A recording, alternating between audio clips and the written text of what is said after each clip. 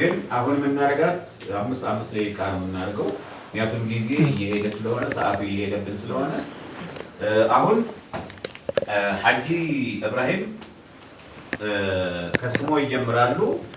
ከዛ ግን ዛሬ ፕሮግራማችን ከዛ መውጣት የለብንም ነው። አንዱ ስለ ሰላማችን እንዴት ይጽና፣ ሰላማችን እንዴት ሀገራችን እንዴት ሰላም ትሁን፣ ሰዎች እንዴት ይታረቁ፣ እንዴት ሰላም ይሁን የሚለው ነው። ሁለተኛው ኮሪደር ልማታችን እንዴት ታዩታላችሁ፣ እንዴት አዩት። ሶስተኛው የተመታው ሰሜን እዝ ቀን አቶ ከበደ እንዳሉት ቀን አንበጣ ሲያባረር ሲያርስ የዋለው ማታ ግን መገዛ ወገኑ እዛ የነበሩ ተወላጆች ወደ የሚመታው ኃይል ወስደው ነው።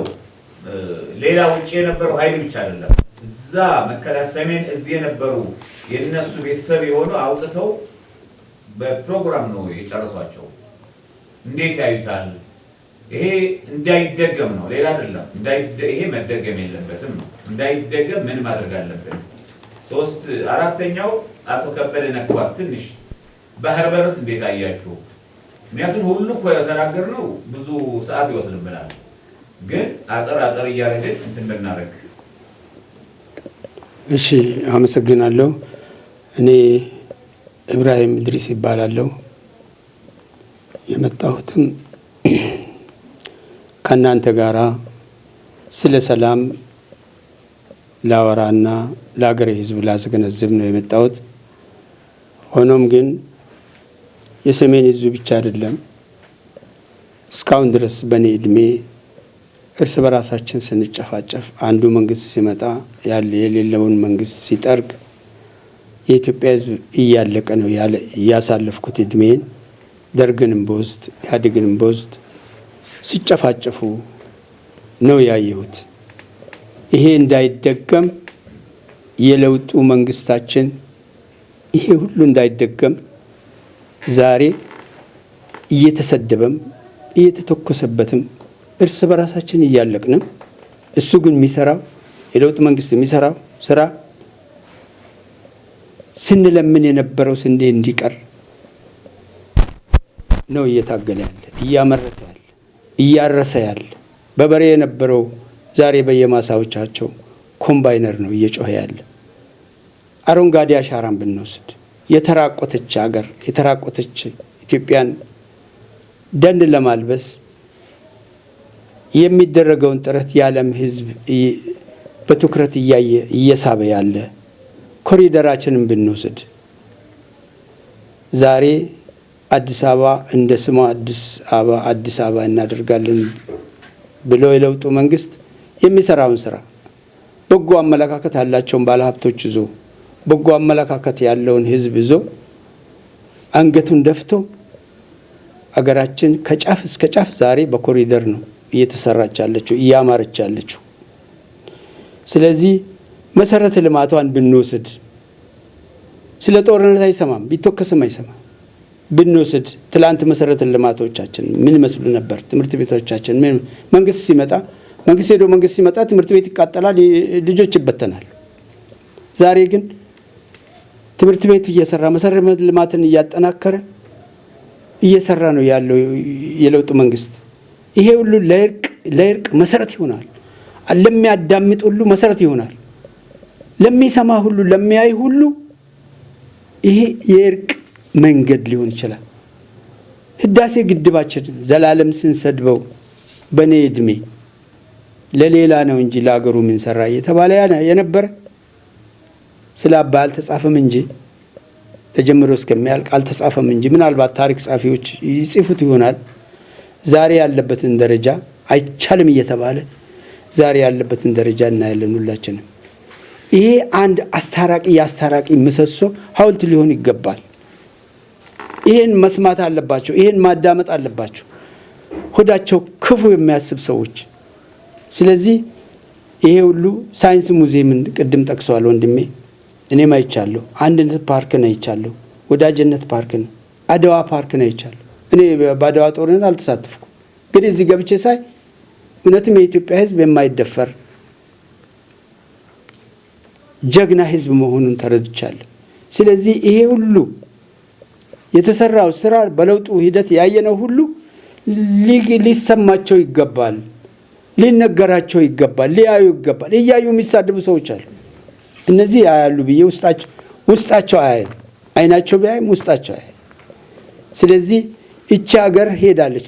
ሌላውን አላነሳም። ስለ ኑክሌር ስለ ሌላ ትልልቅ ተቋማት አላነሳም። ስለ ማዳበራም አላነሳም። ስለዚህ አገራችን እየተራመደች ያለች በዚሁ ጭንቀቷ ውስጥ በዚሁ ጦርነቷ ውስጥ ስንት ዓለም አቀፋዊ ስብሰባዎችን አካሄደች። እያየን እኮ ነው ስንት። ስለዚህ ካሁን በኋላ ጉድጓድን ብንቆፍር እንጨትን ብንሰብር ብንተኩስም እችን ሀገር እናገኛት። የምናገኛት ግን በሰላም በፍቅር ነው። የእምነት ተቋማት ወጥተው ሊያዩ ይገባል፣ ሊመሰክሩ ይገባል። እኛም ልንመሰክር ይገባል። ስለ ጦር ሜዳ አወሩ የጦር ሜዳ ጀግኖች። እኛ ግን ስለ ልማት አወራን፣ ስለ እምነት አወራን። አላህ ደግሞ አገራችሁን ጠብቁ ይላል። አገራችሁን አልሙ፣ አትራቡ፣ ሰርታችሁ ብሉ ይላል። ስለዚህ የለውጡ መንግስት የአላህንም ቃል ይዞ የፈጣሪንም ቃል ይዞ የሽማግሌንም እምነት ይዞ አገሩን እያለማ ነው ያለው። አገሪቱ ሄዳ አገር ከሆኑ አገሮች ጋር እየተዋዳጀች ነው። ስለዚህ መሬትንም ብናስር ለሁላችን ይበቃል። አባይንም አሁን የሚጭሩ አገሮች አሉ፣ ለሁላችንም ይበቃል። አስታራቂ ነው ይሄ ለውጥ፣ አስታራቂ ነው። እንውሰድ፣ ቀይ ባህርን እንውሰድ፣ ለሁላችንም ይበቃል። ሰሞኑን ሲወራ ይሰማለሁ። ለሁላችንም የኤርትራ መንግስት ይስማ፣ ለሁላችንም ይበቃል። ለጎረቤት አገራት ይበቃል። ስለዚህ የለውጡ መንግስት ለአገሪቷ ብቻ ሳይሆን ለጎረቤትም እየጠቀመ ነው ያለው፣ ጎረቤትን እያገናኘ ነው ያለው። ስለዚህ ተው፣ የምትሳደቡም ሰዎች፣ የምታጥላሉም ሰዎች፣ እቺ ሀገር ብንወልድ የምናሳድግባት፣ ተምረን ለወግ ለማድረግ የምንደርስባት፣ ወልደን የምንስምባት፣ ብንሞትም በሰላም የምንቀበርባት አገር ናትና ለዚች አገር ስትሉ ብረታችሁን ቁጭ አርጉ። ዳር ይዛችሁ ቂም ይዛችሁ በማን ቂም እንደያዛችሁ አድዋን ድል ያደረጉ ሰዎች እኮ ቂም አላዙ። በአድዋ ጦርነት የተካፈሉ ሰዎች እኮ ቂም አላዙ። ዛሬ ጦርነት የሚፈልጉ አገሮችን ተው እያሉ እኮ ነው። ስለዚህ ይሄን ልማት አይታችሁ አገራችን የያዛችሁን የልማት ሐውልት ይዛችሁ ወደ አገራችሁ ገብታችሁ ብታለሙ ይሻላል። ሰላም ይበቃናል። ሰላም ነው የሚበቃን። ጉርሳችን ሰላም ነው። ወግ ማረጋችን ሰላም ነው። የሚያምርብንም በሰላም ስንኖር ነው። ስለዚህ የእምነት ተቋማትም ሊሰብኩ ይገባል። በሚገባ መምህራን ሊሰብኩ ይገባል፣ ሊያስተምሩ ይገባል። ስለ ሰላም ከሌለ አዋፋትም አይኖሩም። ስለዚህ ሁላችንም እዚህ ያለንም ሽማግሌዎች ጊዜያችን ብንጨርስም ስለ ሰላም እያወራን ልንሞት ይገባል ለማለት ፈልጌ ነው። የተከበሩ አምባሳደርም የሰላም አምባሳደር የምታደርጉት ሁሉ እኔ ማርኮኝ ነው የመጣሁትና የሚከታተለውና ከኋላችሁ የሚወድ ያሳለፋችሁን እሳት ትታችሁ ነው። አምባሳደር ያሳለፈውን እሳት ትቶ ነው። ስለዚህ ሰላም ይሻለኛል ብሎ እንደ አዲስ እንደተወለደ ስለ ሰላም የሚያወራው ቢናገረውማ ቢጽፈውማ ብዙ እሳት ውስጥ ወጥቷል። ስለዚህ ለውጡም ከእሳት ነው የወጣው። ጠቅላይ ሚኒስትራችን ከእሳት ነው የወጡት። እጅ አውጥተው መርጠው በር ቆልፈውበት ስንት ስቃይ ያየ ሰው ነው። አሁንም እድሜ ይስጠው። አሁንም ስራው ይባረክ። አሁንም የሄደበት የቆመበት ሁሉ ይባረክ። አሁንም በጥላው የምንጠለል ያርገው። ልጆቻችን በጥላ በሱ ስር የሚያድጉ ያርጋቸው። ሁላችንም እናንተ እኛንም እድሜያችን ረጅም ያርገው። ድርጅቱንም ድርጅት ያርግልን። እግዚአብሔር ይስጥልኝ። አመሰግናለሁ። መጨረሻ ላይ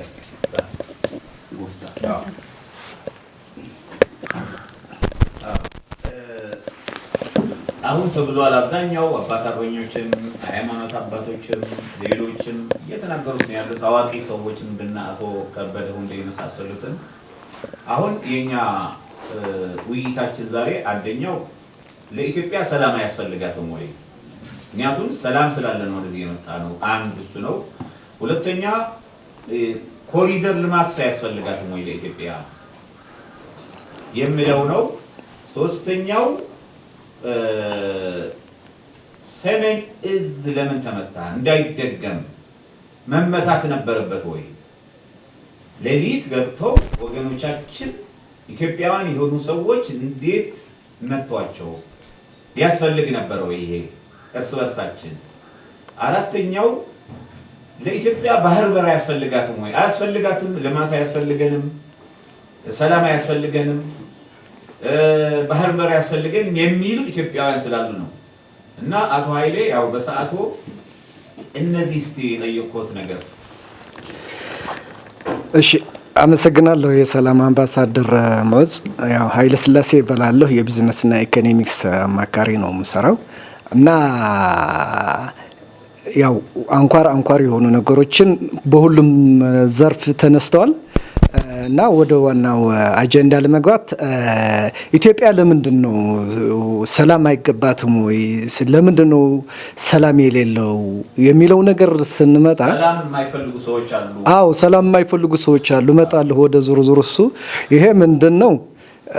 ይሄ አዲስ ነገር አይደለም። ኢትዮጵያ ሰላም አለመኖሩ ያው ለምሳሌ እኔ በጦርነት ተወልጄ በጦርነት አድጌ በጦርነት ተምሬ አሁንም በጦርነት ነው ያለሁት ብለው ነው የሚወሰደው። ግን በእኛ እድሜ ሳይሆን ኢትዮጵያ ከተፈጠረች ጀምሮ ከጥንት ከንግስት ሳባ ከአክሱም ኪንግደም ጀምሮ ጦርነት አለ።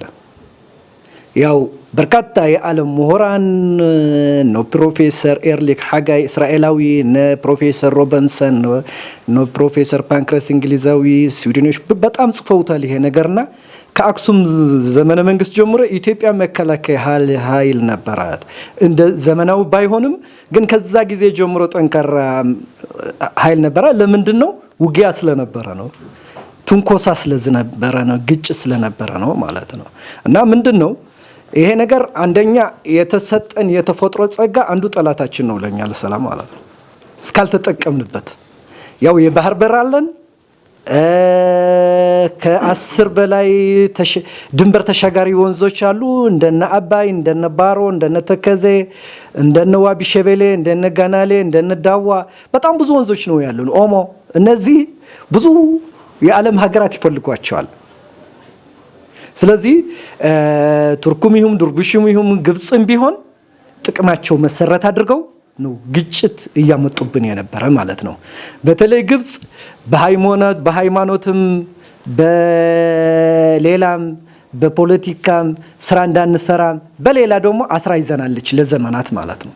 ይሄ ቲፒካሊ የአረቦች ይሄ አውሮፓና የግብጽ ስፔሻሊ የግብጽና የአረብ ስራ ነው ኢትዮጵያ ሰላም የሌላት። በሙሉ የተካሄዱ ጦርነቶች ከጥንት ጀምረ በነ አፄ ዮሐንስ ዘመንም በነ አፄ ምኒልክ ዘመንም እስከ በነ አፄ ኃይለ ሥላሴ ዘመንም ይሄ ነው የሀገር ጉዳይ ነበር። የውስጥ አሁን የሚታየው የውስጥ ግጭት የሻዕቢያና የህወሓት ግን እነዚህ ግብጾች፣ አረባውያን፣ አውሮፓውያን በራሳቸው ኢትዮጵያን ለማንባርከክ ሞክረው ሳይሳካላቸው ሲቀር ስትራቴጂ ነው የቀየሩት። ምንድን ነው ያደረጉት? በታሪክ አጋጣሚ ከ50 ዓመት በፊት የውስጥ ባንዳዎችን ፈጠሩ። ይሄ ነው አሁን ያስቸገረን ያለው ማለት ነው። አሁን እኮ ምንም አዲስ ነገር የለውም። አሁን ያሉ ባንዳዎች እኮ አሁን ኤርትራ ጠላታችን አይደለችም። የኤርትራ ህዝብም ጠላታችን አይደለም። በጣም እንወደው የሚወደን ህዝባችን ነው። አንድ ህዝብ ነን ብለን ነው የምናምነው። እንደዛ ነው የምንወስደው። ለዛም ብሎ ነው አሁን በጦርነት ጊዜም ኢትዮጵያ ውስጥ ነው የሚኖረው። አሁን ለምሳሌ ኤርትራ ተገንጥላለች። ግን ከተገነጠለች በኋላ መንግስት ሌላ ቀርቶ የኤርትራ ህዝብን ከኢትዮጵያ ለመለየት ምን አድርገዋል? የቀን አቆጣጠሩ እኮ ቀይሮታል። አውሮፓዊ ነህ ብሎ ማለት ነው። እና ዋናው እንትኑ ምንድነው? ሰላም ለምንድን ነው ለብዙ አመታት ኢትዮጵያ ውስጥ የሌለው ለማለት አንድ በቃ መሰረታዊ ችግሩ የራሳችን የኢትዮጵያውያን ነው ብዬ ነው የምወስደው። ለምንድን ነው የውጭ ኃይሎች ባዳዎች ለራሳቸው ጥቅም፣ ለአገራቸው ጥቅም፣ ለህዝባቸው ጥቅም ኢትዮጵያ ቢወሩ፣ ኢትዮጵያ ለመበታተን ቢሰሩ፣ ኢትዮጵያ ለማፍረስ ቢሰሩ ኖርማል ነው። ለጥቅማቸው ነው። ምክንያቱም እንግሊዝ እዚህ ላይ የደረሰችው አፍሪካን በባሪያ ስርዓት ይዛ የአፍሪካ ጉልበት ተጠቅማ የአፍሪካ ሀብት ወርቅ አልማዝ ተጠቅማ ነው። ስፔን፣ ፖርቹጋል፣ ጣሊያን፣ ፈረንሳይ፣ ጀርመን በሙሉ እነ ቤልጅየም ያደጉት ዘርፈው ነው። ስለዚህ ለራሳቸው ጥቅም ነው። ኢትዮጵያውያን ግን ለራሳችን ጥቅም ሳይሆን የምንሰራው ለባዳዎች የመቀጠር እድላችን ከፍተኛ ነው። አሁን ይህን ስል ግን አሁን የነበረው አርበኝነት የነበረው ጀግንነት የነበረው የመከላከያ ሰራዊት ተጋድሎን አሳንሽ አይደለም።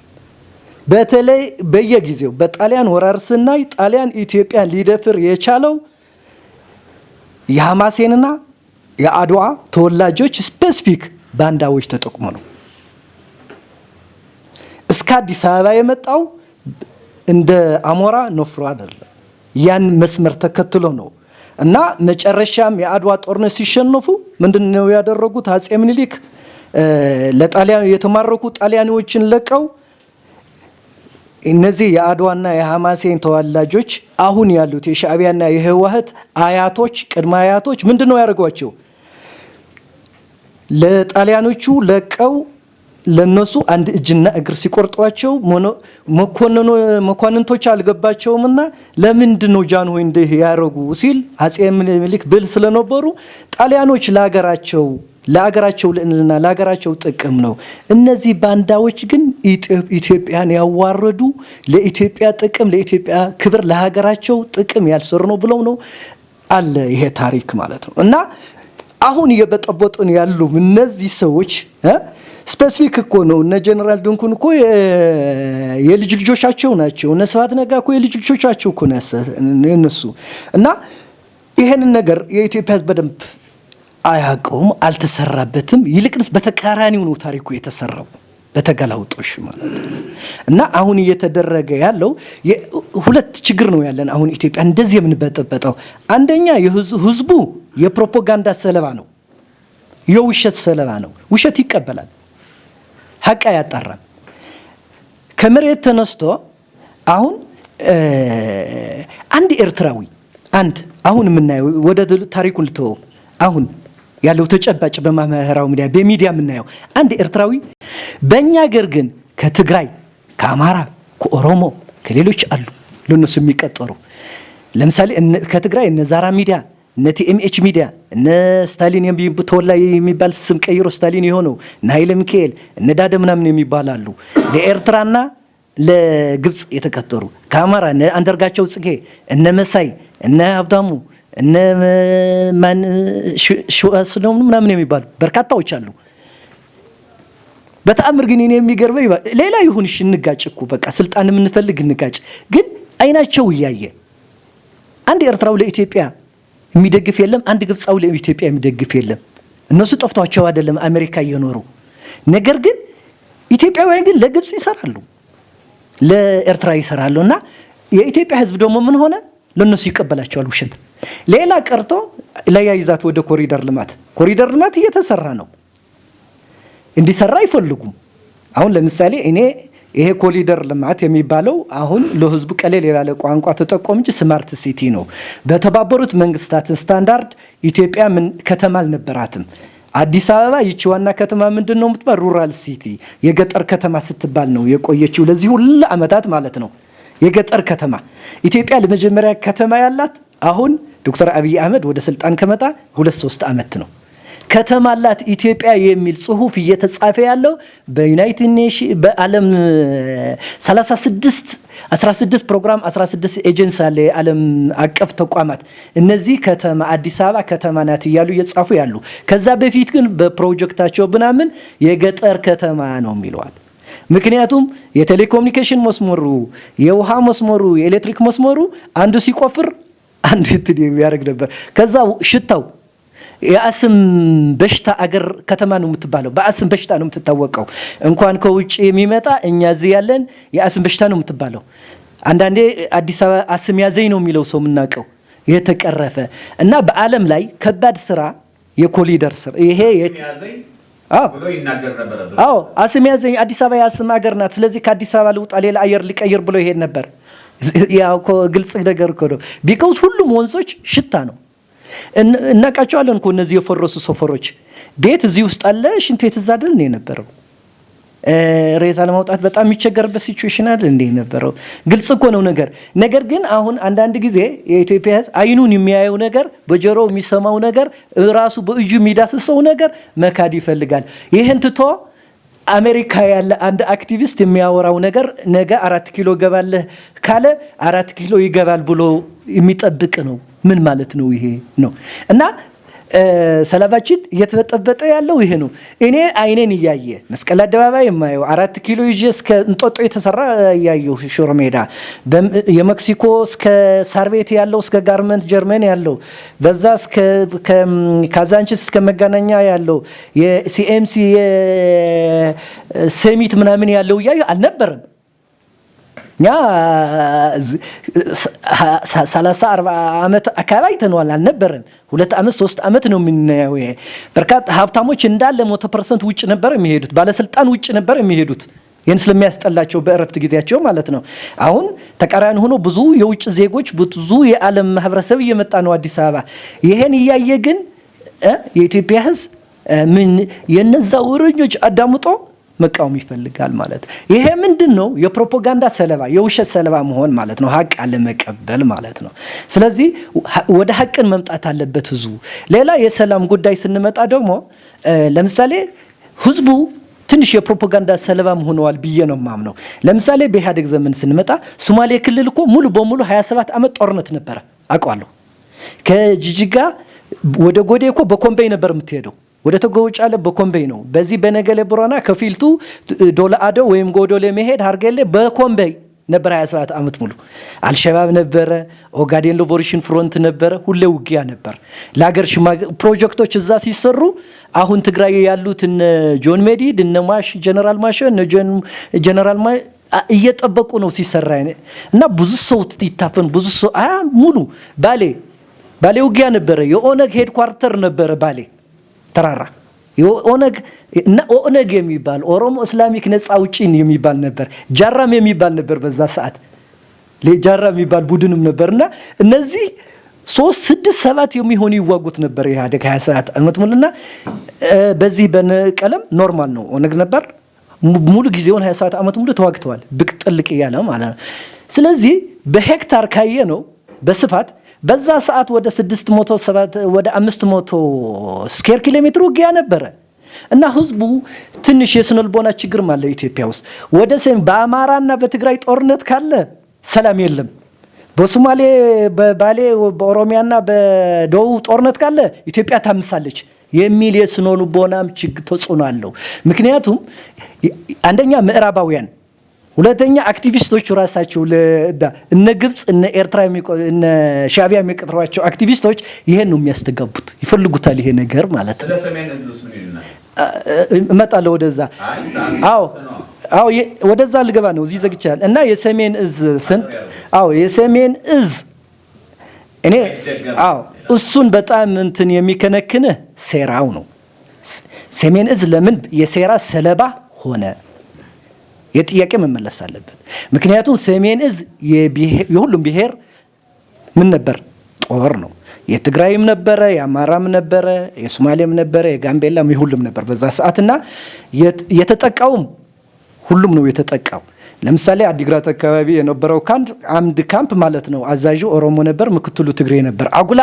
አዛዡ ትግሬ ነበር ምክትሉ ኦሮሞ ነበር ስንቃጣ አካባቢ ደግሞ አዛዡ ትግሬ ነበር ምክትሉ ኦሮሞ ነበር እንደዚህ ነበሩ ሁሉም ነው የተመቱት እንደሚወራው አይደለም እና ከዛ በፊት እንቅስቃሴዎች መከላከያ ሰራዊት እንትን ሲል ወደዛ ሲል ማለት ነው መሳሪያ ወደዚህ ማጓጓዝ ሲፈልግ ይከለከል ነበር እናቶች መንገድ ላይ ያስተኙ ህፃናት መንገድ ላይ ያስተኙ እርጉዞች መንገድ ላይ ያስተኙ ይከለክሉት ነበር መከላከያ ሚኒስተር ሰላም ስለሚፈልግ ይሉኝታ ስለሚፈልግ እነሱን መምታት ይመለስ ነበር እና ያን ሁሉ ያን ሲመታ ግን በጣም የሚገርመው ትግራይ ባሉ ተወልቴሎች እየተሸለመ እየበላ እየጠጣ ነው ያሉ መከላከያ ጀነራሎቹ ኮሎኔሎቹ ትልልቅ መሪዎቹ ማለት ነው ከዛ ማታ አንዳንዱ መሪዎች ሆቴል ነበሩ ተሸልመው ይዘቱና መከላከያ አዲግራት ተወላጅ አካባቢ ነው እዛም ይሰሩ ስራ ነበረውት በዛን ጊዜ የግልም ይሁን የመንግስት ስራ ነበረውት ያዩ ነበር። ይሄ ለዛ ነው ዛሬ የጠራሁት እንዴ ዛሬ ሁሉ የተፈጸመው ያዩት ነበር። ስለዚህ እስቲ አጠራርገው ያብራሩ። እሱ እኮ ነው ወደ ቀጣ ወደዛ ነው የገባሁት ለማሳጠር ብዬ ማለት ነው። ለምሳሌ እዛ ያየሁት ሙሉ ቀን አሁን እኔ ስልጠና እየሰጠሁ ነበር ከነአን ሆቴል የሚባልና እዛ እኛ ፎቅ ላይ ስልጠና እየሰጠን መሬቱ ላይ ግብዣ ነበረ። የህወሓት ባለስልጣኖች ነበሩ እዛ ጻርቃን ነበሩ፣ ነገታቸው ሌሎችም ነበሩ፣ በርከት ያሉት ብዙ ነበሩ። ኤኒዌይ ስማቸው ብዙ መጥቀስ ባያስፈልግም እና ለዛ ሰብል ይሰበስብ ነበር፣ አንባጣ ያባር ነበርና የኢንቴክ እናመሰግናለን መድረክ ነበረ ለስሙ። ከዛ የሽልማት ወረቀቶች ነበሩ፣ ይሸለሙ ነበር፣ ግብዣ ነበር፣ ጭፈራ ነበር። ወደ ማታ አካባቢ ግን ከተማው እኛ ስንንቀሳቀስ ልዩ ኃይሎችና ሚሊሻዎች ካምፑ ይከቡት ነበር በጊዜ። ከዛ አብረው እየሰሩ ነው የመሰለው ህዝቡ ተባብረው ለሰክሪቱ። ከዛ በኋላ መሪዎቹ እዛ ሆቴል ዊስኪ እየጠጡ ወደ ልክ 3 ሰዓት ሩብ ጉዳይ ነው ተቀናጅተው ነው መቀሌ አካባቢ ጌታቸው ረዳ ደብረጽዮን ነበር የሚያስተባብሩት። እነ አዲግራት አካባቢ ደግሞ ያው ተከፋፍለው ነው። አድዋ አካባቢ በሽራ አካባቢ ያው ቡድን አሁን አክቲቭ ቡድኑ ነው ለሁሉ አሁን አክቲቭ ቡድኑ ነው። ግማሹ ኋላቀር ቡድን ተብሎ መቀሌ የቀረው፣ ግማሹ ደግሞ የክህደት ቡድን የሚባል እዚህ የመጣው አቶ ከበደ የጠቀሱት አይነት ማለት ነው። አሁን ለሁለት የተከፈሉት ያን ጊዜ ከተማና ቦታ ተከፋፍለው ነው የፈጁት። እኔና ምንድነው ሚሊዮን እዚህ ትንሽ ለ3 ሩብ ጉዳይ ልክ በዛ ሰዓት ከየከተማው ሰው ገብቶ ራት እየበላም የሚጠጣ የሚዝናናም ነበር። ምክንያቱም ሰላም ነው ያለው ከተማ። ቴንኪዩ የበከላከያ የምስጋና ቀን ተብሎ እየተሸለመ ነው ያለው እና ይሄን ሴራ ነው የተፈጸመበት። ከዛ ሙሉ ሌሊትም ቢያንስ እስከ 6-7 ሰዓት ህዝቡ አላመንም። ልምምድ ነው ይለዋል አንዳንዱ ደግሞ የደስ ነው ይለዋል አንዳንዱ ነው። ብዙ ነገር ትርጉም እየተሰጠው ነበር ማለት ነው። በነገታው ነው ሰሜን እዝ ተመታ የተባለው እና በዛ ለምሳሌ በታሪያት የሚባለው የመካናይዝድ ክፍለ ጦር የነበረው 10 ቀን ነው የተዋጋው ብቻው። እንደሚወራው አይደለም፣ ዝም ብሎ አይደለም ተመቶ እንትን ያለው አይጋ ይሄ ዛላምበሳ ሰበያ ምናምን የነበረ 2 ሳምንት አካባቢ ነው የተወጋው ረዳት እስከሚመጣለት ማለት ነው። እና አጉላ ይሄ ድድዎ ሴሮ እስከ አድ ሀገራ የነበሩ አንዳንዶቹ መከላከያ የደረሰላቸው አሉ ማለት ነው። እና እስከዚህ የሞት ሽረት የነበረበት ነው ላሳጥረውና ይሄን ሴራ ግን ለምንድነው እኔ የሚያሳስበኝ ለምንድነው መከላከያ ሁሌ በሴራ የሚመታው ነው።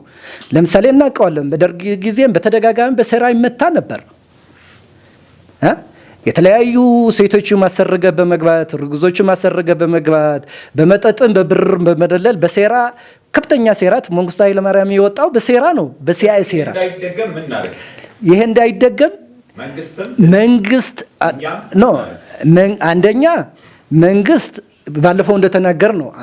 አንደኛ በኢትዮጵያና በመከላከያ ሚኒስቴር መደራደር የለበትም ጭራሽ። የህዝብ ተወካዮች ሚኒስቴር ጠንካራ ህግ መውጣት አለበት አለ ህግ። ነገር ግን እሱ በቂ አይደለም ጭራሽ። በኢትዮጵያና በመከላከያ ሰራዊት መደራደር መከላከያ ሰራዊትን የሰደበ እንኳን የገደለ የጨፈጨፈ ጭራሽ ኢትዮጵያዊነቱን መሰረዝ አለበት። ቪዛው ፓስፖርቱም ተሰርዞ በኢትዮጵያ ኤርፖርት ባንክ ምንም እንዳይጠቀም እርምጃ መወሰድ አለበት። እንደዚህ ካለው ውጪ ያሉት አክቲቪስቶች ውጪ ያሉ ፖለቲኮችም ሲቀዘቅዝ በእጃቸው ሲሞቅ በማንኪያ ሳይሆን እዛ ሆነው የበጠበጡት ልክ እንደዚህ እርምጃ መወሰድ አለበት። አለበለዚያ እንደፈለክ መከላከያ ሰራዊት ትደፍራለ፣ ኢትዮጵያ ትደፍራለ። ከዛ በኋላ ደግሞ በድርድርም በእርቅም ሲሆን ደግሞ ላሽ ብለህ መተህ እንትን ታረግና መከላከያ ሰራዊትን የደፈረ ምን መደረግ አለበት ነው ያሉት። መከላከያ ሰራዊት የደፈረ ኢትዮጵያዊነቱ መሰረዝ አለበት፣ ቪዛው ፓስፖርቱ መሰረዝ አለበት። እዚህ ኢትዮጵያ መከላከያ ሰራዊት እንደዚህ የጨፈጨፈ እንኳን ጨፍጭፎ የዘለፈ ያዋረደ ዜግነቱ መነጠቅ አለበት። አያስፈልግም። ይሄ ኢትዮጵያዊ አይደለም። ሌላ ጥፋት ግን መከላከያ ሚኒስትር የጨፈጨፈ ያዋረንትን እንደዚህ ኢትዮጵያም እንደዚህ የዘለፈ ያዋረደ አሳልፎ የሰጠ ልክ ሌሎች ሀገሮች እንደሚያደርጉት እንደዛ ነው መሆን ያለበት። ምንም አይነት ውሃ እንዳይጠቀም፣ መብራት እንዳይጠቀም፣ ኤርፖርት እንዳይጠቀም፣ ባንክም እንዳይጠቀም መታገድ አለበት። ይሄ ነው እንትን መሆን የሚችለው እና ሶስተኛው ወደ ኮሪደር ልሽገረው እንትን ኮሪደሩ በቃ እሺ፣ ኮሪደር እንትን ባህር አንደኛ ሁሌ እንደምለው እኔ ርስታችን ነው፣ ስጦታ አይደለም። እና እንዴት አሁን ታሪኩን ልተወው እኔ ብዙ ተንትነውታል። ብዙ ሰውን በታሪክ ስለሚጨቃጨቅ ማለት እኔ ቪዚቢሊቲውን ወይም አዋጭነቱን ነው የማስበው። አንደኛ ይሄ እዛ ኤርትራ ያለው የሻዕቢያ መንግስት ወይም የህግደፍ መንግስት ሐውልት አይደለም። አሁን ይሄዳል ከእንግዲህ ቦታው ወይ 120 ዓመት አይኖርም። አዲስ ትውልድ አለ ለዚህ የተዘጋጀ። ይሄ አዲስ ትውልድ በታሪክ በምናምን የነተነተረከ መሆነር ሳይሆን በአዋጭነቱ መቀበል የሚችል ትውልድ አለ። ለምሳሌ ኤርትራውያን እኮ በአሁኑ ሰዓት ከ1 ሚሊዮን በላይ ኢትዮጵያ አሉ። ማን ሀገር እንደዚህ ክብር ትሰጣለች እንዴ? ልክ ከኢትዮጵያው በላይ በምቾት ነው የሚኖሩት። ኢትዮጵያ እንደ ሀገራቸው ስለሚቆጥሩትም ይመስለኛል። ምግብ፣ ሁሉም የቢዝነስ ዲጂታል መታወቂያ ይኖራሉ። ያ ኤርትራው ሊኖር አይችልም። የለም እኮ ኤርትራውም እንኳን ኢትዮጵያው ሊኖር አምባሳደር ኢትዮጵያዊ ሳይኖር እንዴት ኤርትራው ሳይኖር ኢትዮጵያው ሊኖር ይችላል? ኤርትራ እና አሁን ምንድነው የቀይ ባህር ጉዳይ ለኛ ብቻ አይደለም ጥቅሙ፣ ለኤርትራውም ነው። ኤርትራ እኮ 2250 ኪሎ ሜትር ባህር ይዛ ኤርትራውያን አንድ አሳ አልበሉም። አሁን ከባህሩ አንድ አሳ እኮ አይበሉ አይችሉም አይደለም። ማን ይሰጣቸዋል? ወደ ባህሩ ማን እንዴት አድርገው ይሄዳሉ? የሉም እኮ። ሁለተኛ ለምሳሌ ኤርትራ ወደ 4 ሚሊዮን ሰው ነበረ። በአሁን ሰዓት ወደ 2 ሚሊዮን ወይም 2.5 አካባቢ የሚኖርባት ናት። ኢትዮጵያ ውስጥ ግን ወደ 1 ሚሊዮን አሉ። አዲስ አበባ ብቻ 220 ሺህ በላይ ኤርትራውያን አሉ። እዚህች አዲስ አበባ ይታወቃል። ይሄ የምለው ህጋዊ መታወቂያ የተሰጠው ነው። ዲጂታል መታወቂያ አላቸው። ንግድ ፈቃድ ማውጣት ይችላሉ። አዲስ አበባ ንግድ ፈቃድ አውጥተው ሆቴል፣ ምግብ ቤት የፈለጉትን ማውጣት ይችላሉ። ምክንያቱም መንግስት ዲጂታል መታወቂያ አላቸው የኤርትራውያን የራሳቸው። ልክ ለኛ የዲጂታል መንግስት እንደዚህ ነው። እንዴት ተነስቶ ነበር መስራት አለበት መንግስት አይደል የሚል እየሰራ ነው። አሁን ኤርትራውያን በዲጂታል መታወቂያ ይታወቃሉ። እዚህ አዲስ አበባ አላቸው የራሳቸው እና ምን ያክል አሁን ይሄ መንግስት የዶክተር አብይ ይሄ ዲጂታል መታወቂያም ለኢትዮጵያውያኖች ብቻ ሳይሆን ኤርትራውያንም ኢትዮጵያ ሲመጡ ዲጂታል መታወቂያ ተሰጥቷቸው ልክ እንደኛ ያን ይመስለኛል። ለምሳሌ አሁን እንደሚወራው አይደለም ኤርፖርት ተቋረጠ አይደል አምባሳደር? ተቋረጠ። ኤርትራውያን ግን ዱባይ ይሄዳሉ ከአሜሪካ ወይ ከአውሮፓ ከዱባይ አዲስ አበባ ይመጣሉ። በአሁኑ ሰዓት በየቀኑ አንድ 50-40 ሰው አለ ወደ አዲስ አበባ ይመጣ እና ከአሜሪካ ሰርግ ሊያገባ ከፈለገ ዱባይ ለእናቱ ለዱባይ ይልካል። ከዱባይ አዲስ አበባ ይመጣሉ። ቤተሰቦቹ እዚህ ነው ሰርግ የሚያደርጉት። የልጆቻቸው ጥምቀት እዚህ ነው የሚያደርጉት። እዚህ ነው። አሁንም እኮ ነው የምለው አሁን እና ይሄ ስለዚህ እነሱ አይደሉማ እኛን የሚከለክሉን እኮ ኤርትራውያን አይደሉም፣ ህግደፍ ነው ሻዕቢያ። በነገራችን ሻዕቢያ በአረብኛ ህዝብ ማለት ነው። አይመጥነውም ለህግደፍ እኮ አንድ ቤተሰብ ናቸው። ልክ የአድዋ ህወሓት ማለት ነው። ከአድዋ ህወሓቶች የሻዕቢያ መሪዎች ሻዕቢያ በአረብኛ ህዝብ ነው፣ ሸቀጥ ነው እንጂ ህዝብ ነን ለማለት ነው እንደ ህወሓት ሻዕቢያ የሚሉት ማለት ነው። ቢካውዝ ኤርትራ ውስጥ ግማሽ አረብኛ ተናጋሪ ስለሆነ ነው። እና በቀጥታ እነማን አሁን ለምሳሌ ኤርትራን ጋቨርን የሚያደርጓት ኢሳያስ አፈወርቂ፣ ሐጎስ ካሻ ገንዘብ ሚኒስትሩ፣ የማነ ማንኪ የፖለቲካ አማካሪው እና ፊሊጶስ እነዚህ የአድዋ ተወላጆች ናቸው። የኤርትራ መንግስት ነው የምልህ። የትግራይ ያለው መንግስትም ስብሐት ነጋ፣ ደብረጽዮን፣ መንጀሪኖ ምናምን የሚባሉት ያጎት ያክስት ልጅ ናቸው። አንድ ላይ የኤርትራ ሰዎች ናቸው ነው የምትሉኝ? አይደለም የአድዋ እዚህ ያሉት ኢትዮጵያ ውስጥ ትግራይ ውስጥ ያሉት የኤርትራ ናቸው። በቃ ግማሽ ሀፍንት ናቸው ኤርትራ፣ ሀፍንት ናቸው ኢትዮጵያ ነው። እና ኤርትራም የሚያስተዳድሯት ኢትዮጵያን ሲያስተዳድሯት የነበሩ የአንድ ቤተሰብ ውጤት ናቸው። የአንድ ከተማ ወይም የአንድ መንደር ሳይሆን የአንድ ቤተሰብ ውጤት። መለስና ኢሳያስ ያክስት ልጆች ናቸው። ስብሐትና ኢሳያስ ያክስት ልጆች ነው። አንድ ቤተሰብ ናቸው። የዋዕሮ ልጆች ነው የሚባሉት። ታውቃል፣ አምባሳደር እኮ ያውቃሉ። ለህዝቡ እንድትድድለት ነው እንጂ አንድ ቤተሰብ እና ባህሩ የወሰዱት በዓለም አቀፍ ህግ አይደለም፣ በኢትዮጵያ ተስማምት አይደለም። ሁለት ወንድማማች ኢሳያስና መለስ ተስማምተው ነው ቻው ያሏት። በቃ ይሄ ነው። ስለዚህ የለም ምንም እኮ የለም። በቃ ሁለት ወንድማማች ተስማሙ። 2 ቢሊዮን ዶላር ሰጠው። እሱ አይነሳም። አሁን ከስዬ አብርሃ ተጣልተው ነበር በዚህ ከመለስ ጋር ለምን ትሰጣለህ ተብሎ ማለት ነው። ስዬ አብርሃ የተባረረበት ሚስጥርም ይሄ ነው። መለስ ገባል። የኢትዮጵያ ካዝና ልክ እንደ ኪሱ 2 ቢሊዮን ዶላር ካሳ ብሎ ለኤርትራ ሰጣ። ቻው አላት። ከዛ በኋላ መናገር የሚችል የለም። ፓወር አላቸው። አሁን ጀነራል ባጫ እንዳሉት በዛ ሰዓት ተቃውሞ አንገት ትቆረጣለህ ነው ያሉት። ትናንትና ያዳመጥኩ ነበርና በዛ ሰዓት በጉልበት ወሰዱት። ጊዜው ጠብቆ ግን አሁን ይመጣል ማለት ነው። እና እኔ ምንድነው የምለው እኔ በእኔ እቅድ ሁሌም ነው የምናገረው። በነገራችን ላይ ውጭ ብትል ምጽዋ ቤት ሰርቼ ነው የምኖረው ነው የምለው እኔ አሰብ ወይም ሌላ ምጽዋ ቤት ሰርቼ ነው የምኖረው የራሳችን ቦታ ነው። የወላጆቻችን ቦታ እኮ ርስታችን ነው። የነሱ ርስት አይደለም። እናመሰግናለን አቶ ኃይለ ሥላሴ። አመሰግናለሁ። ከኢትዮጵያ ጥንታዊ ጀግኖች አርበኞች ማህበር አርበኛ አስማማው መከተ እባላለሁ። እኔ በእውነት በዚህ ውይይት ላይ እና በዚህ ስብሰባ ላይ ብዙ ትምህርት አግኝቻለሁ ማለት ይቻላል እና ብዙ ተብሏል። ብዙ ነገር የተነገረ ስለሆነ ጊዜ ማጥፋት ስለሚሆን እንደው ጎረፍ አድርጎ ማለፉ ነው እኔ የመረጥኩት።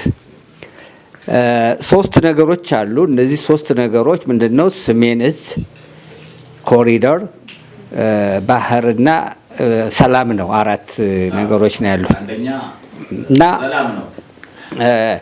ሰላሙን በመጨረሻ ልምጣበት።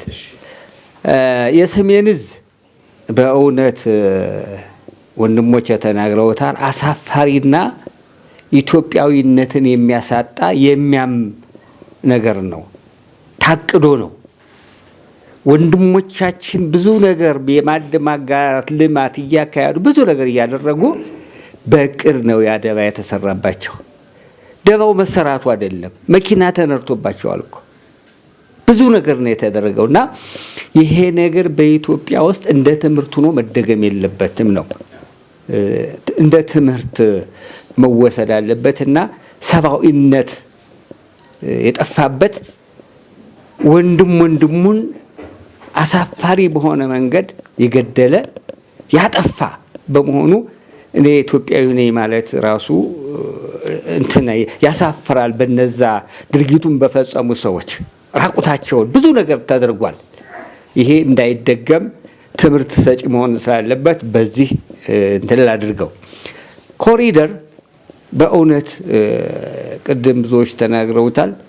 በአንዳንድ አካባቢ ሲሄድ ወንድሞቻችን ሌሎችም አፍንጫቸውን እየያዙ ነበር የሚሄዱት ከጽዳቱ ማነስ የተነሳ ከብዙ ነገር የሳ ተሞክሮ ነበረ።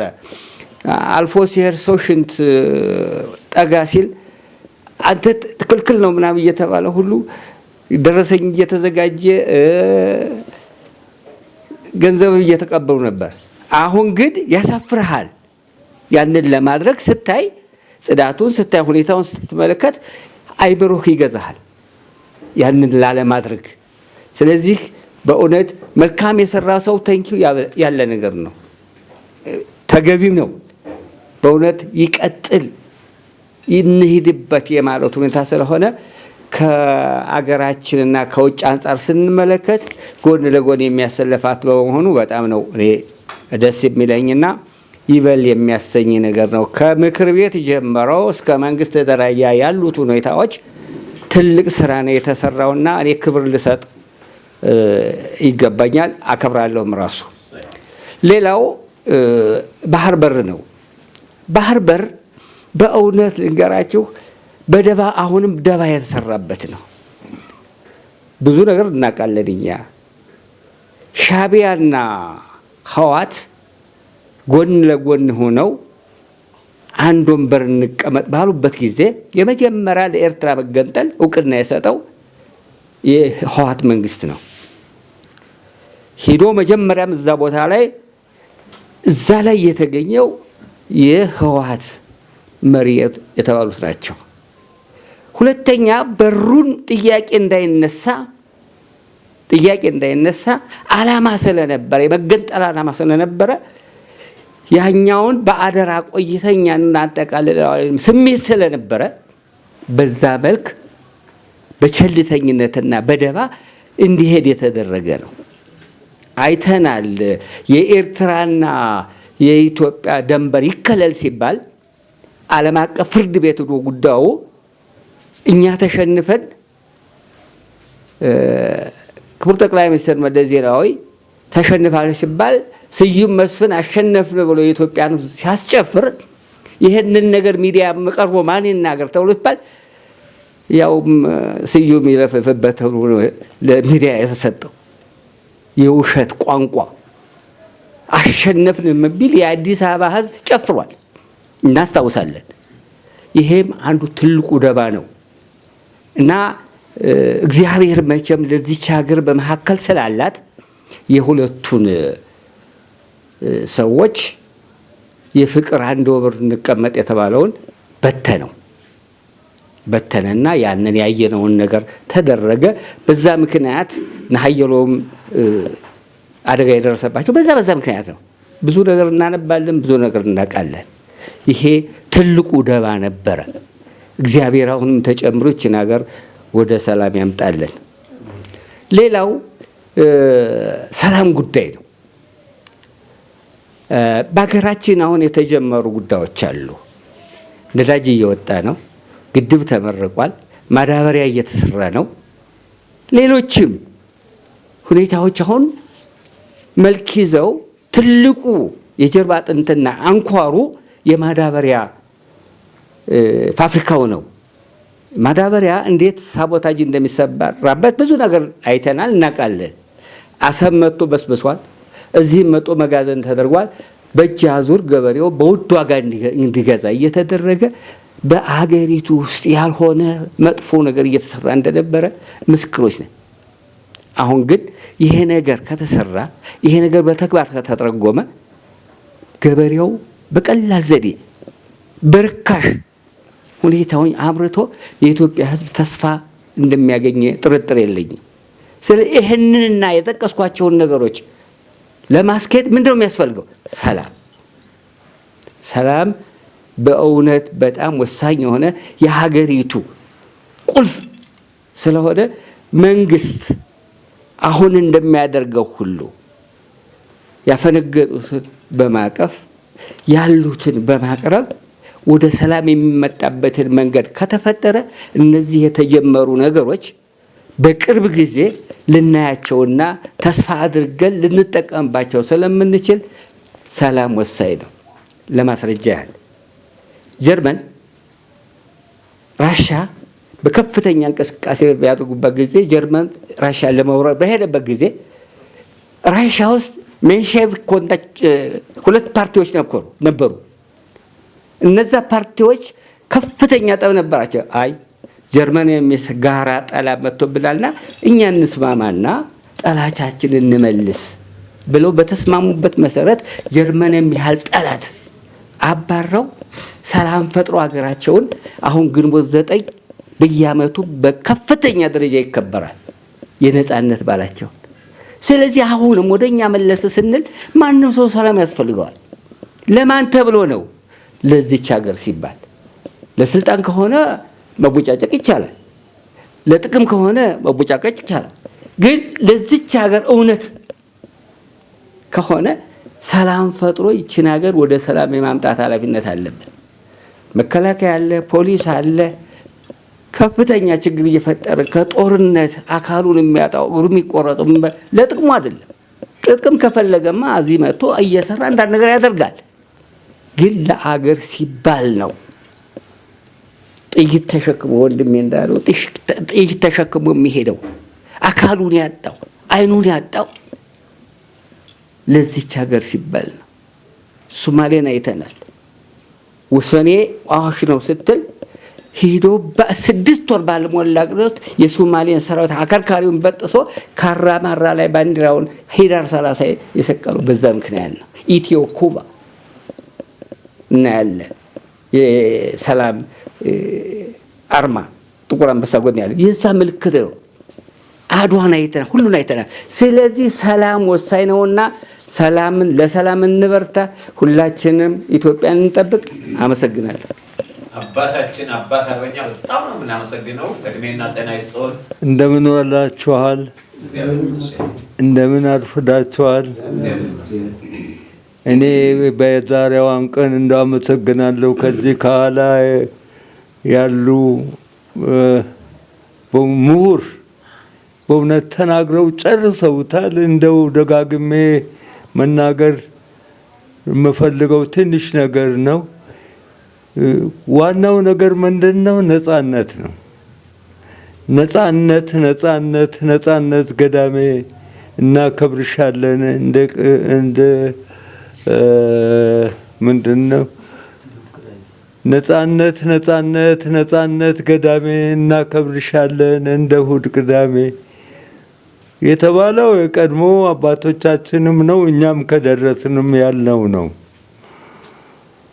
እኔ መጀመሪያ ስሜን አልተናገርኩም። አባት አርበኛ መኮንን መሸሻ እባላለሁ። በ1915 ነው የተወለድኩት። አሁን 103 ዓመቴን ይዣለሁ።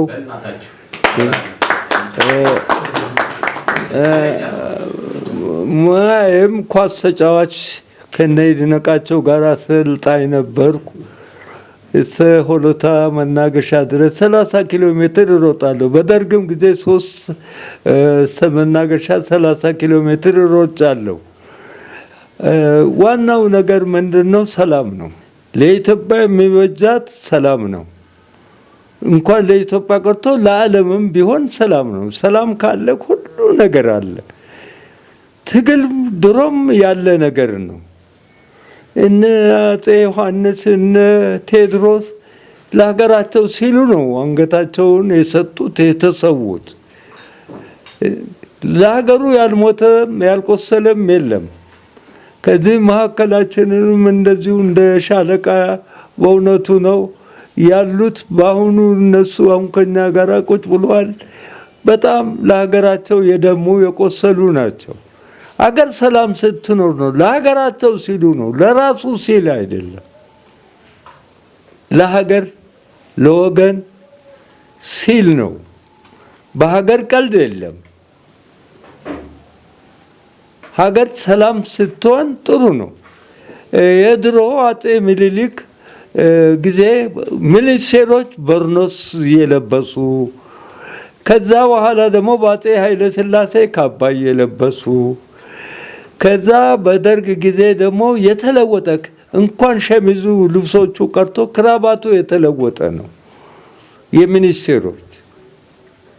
ዶክተር አብይ በእውነቱ ነው። እኔም በ91 92 ባድሜ፣ ሽራሮ፣ ዛላምበሳም ነበርኩ እኔ ራሴ።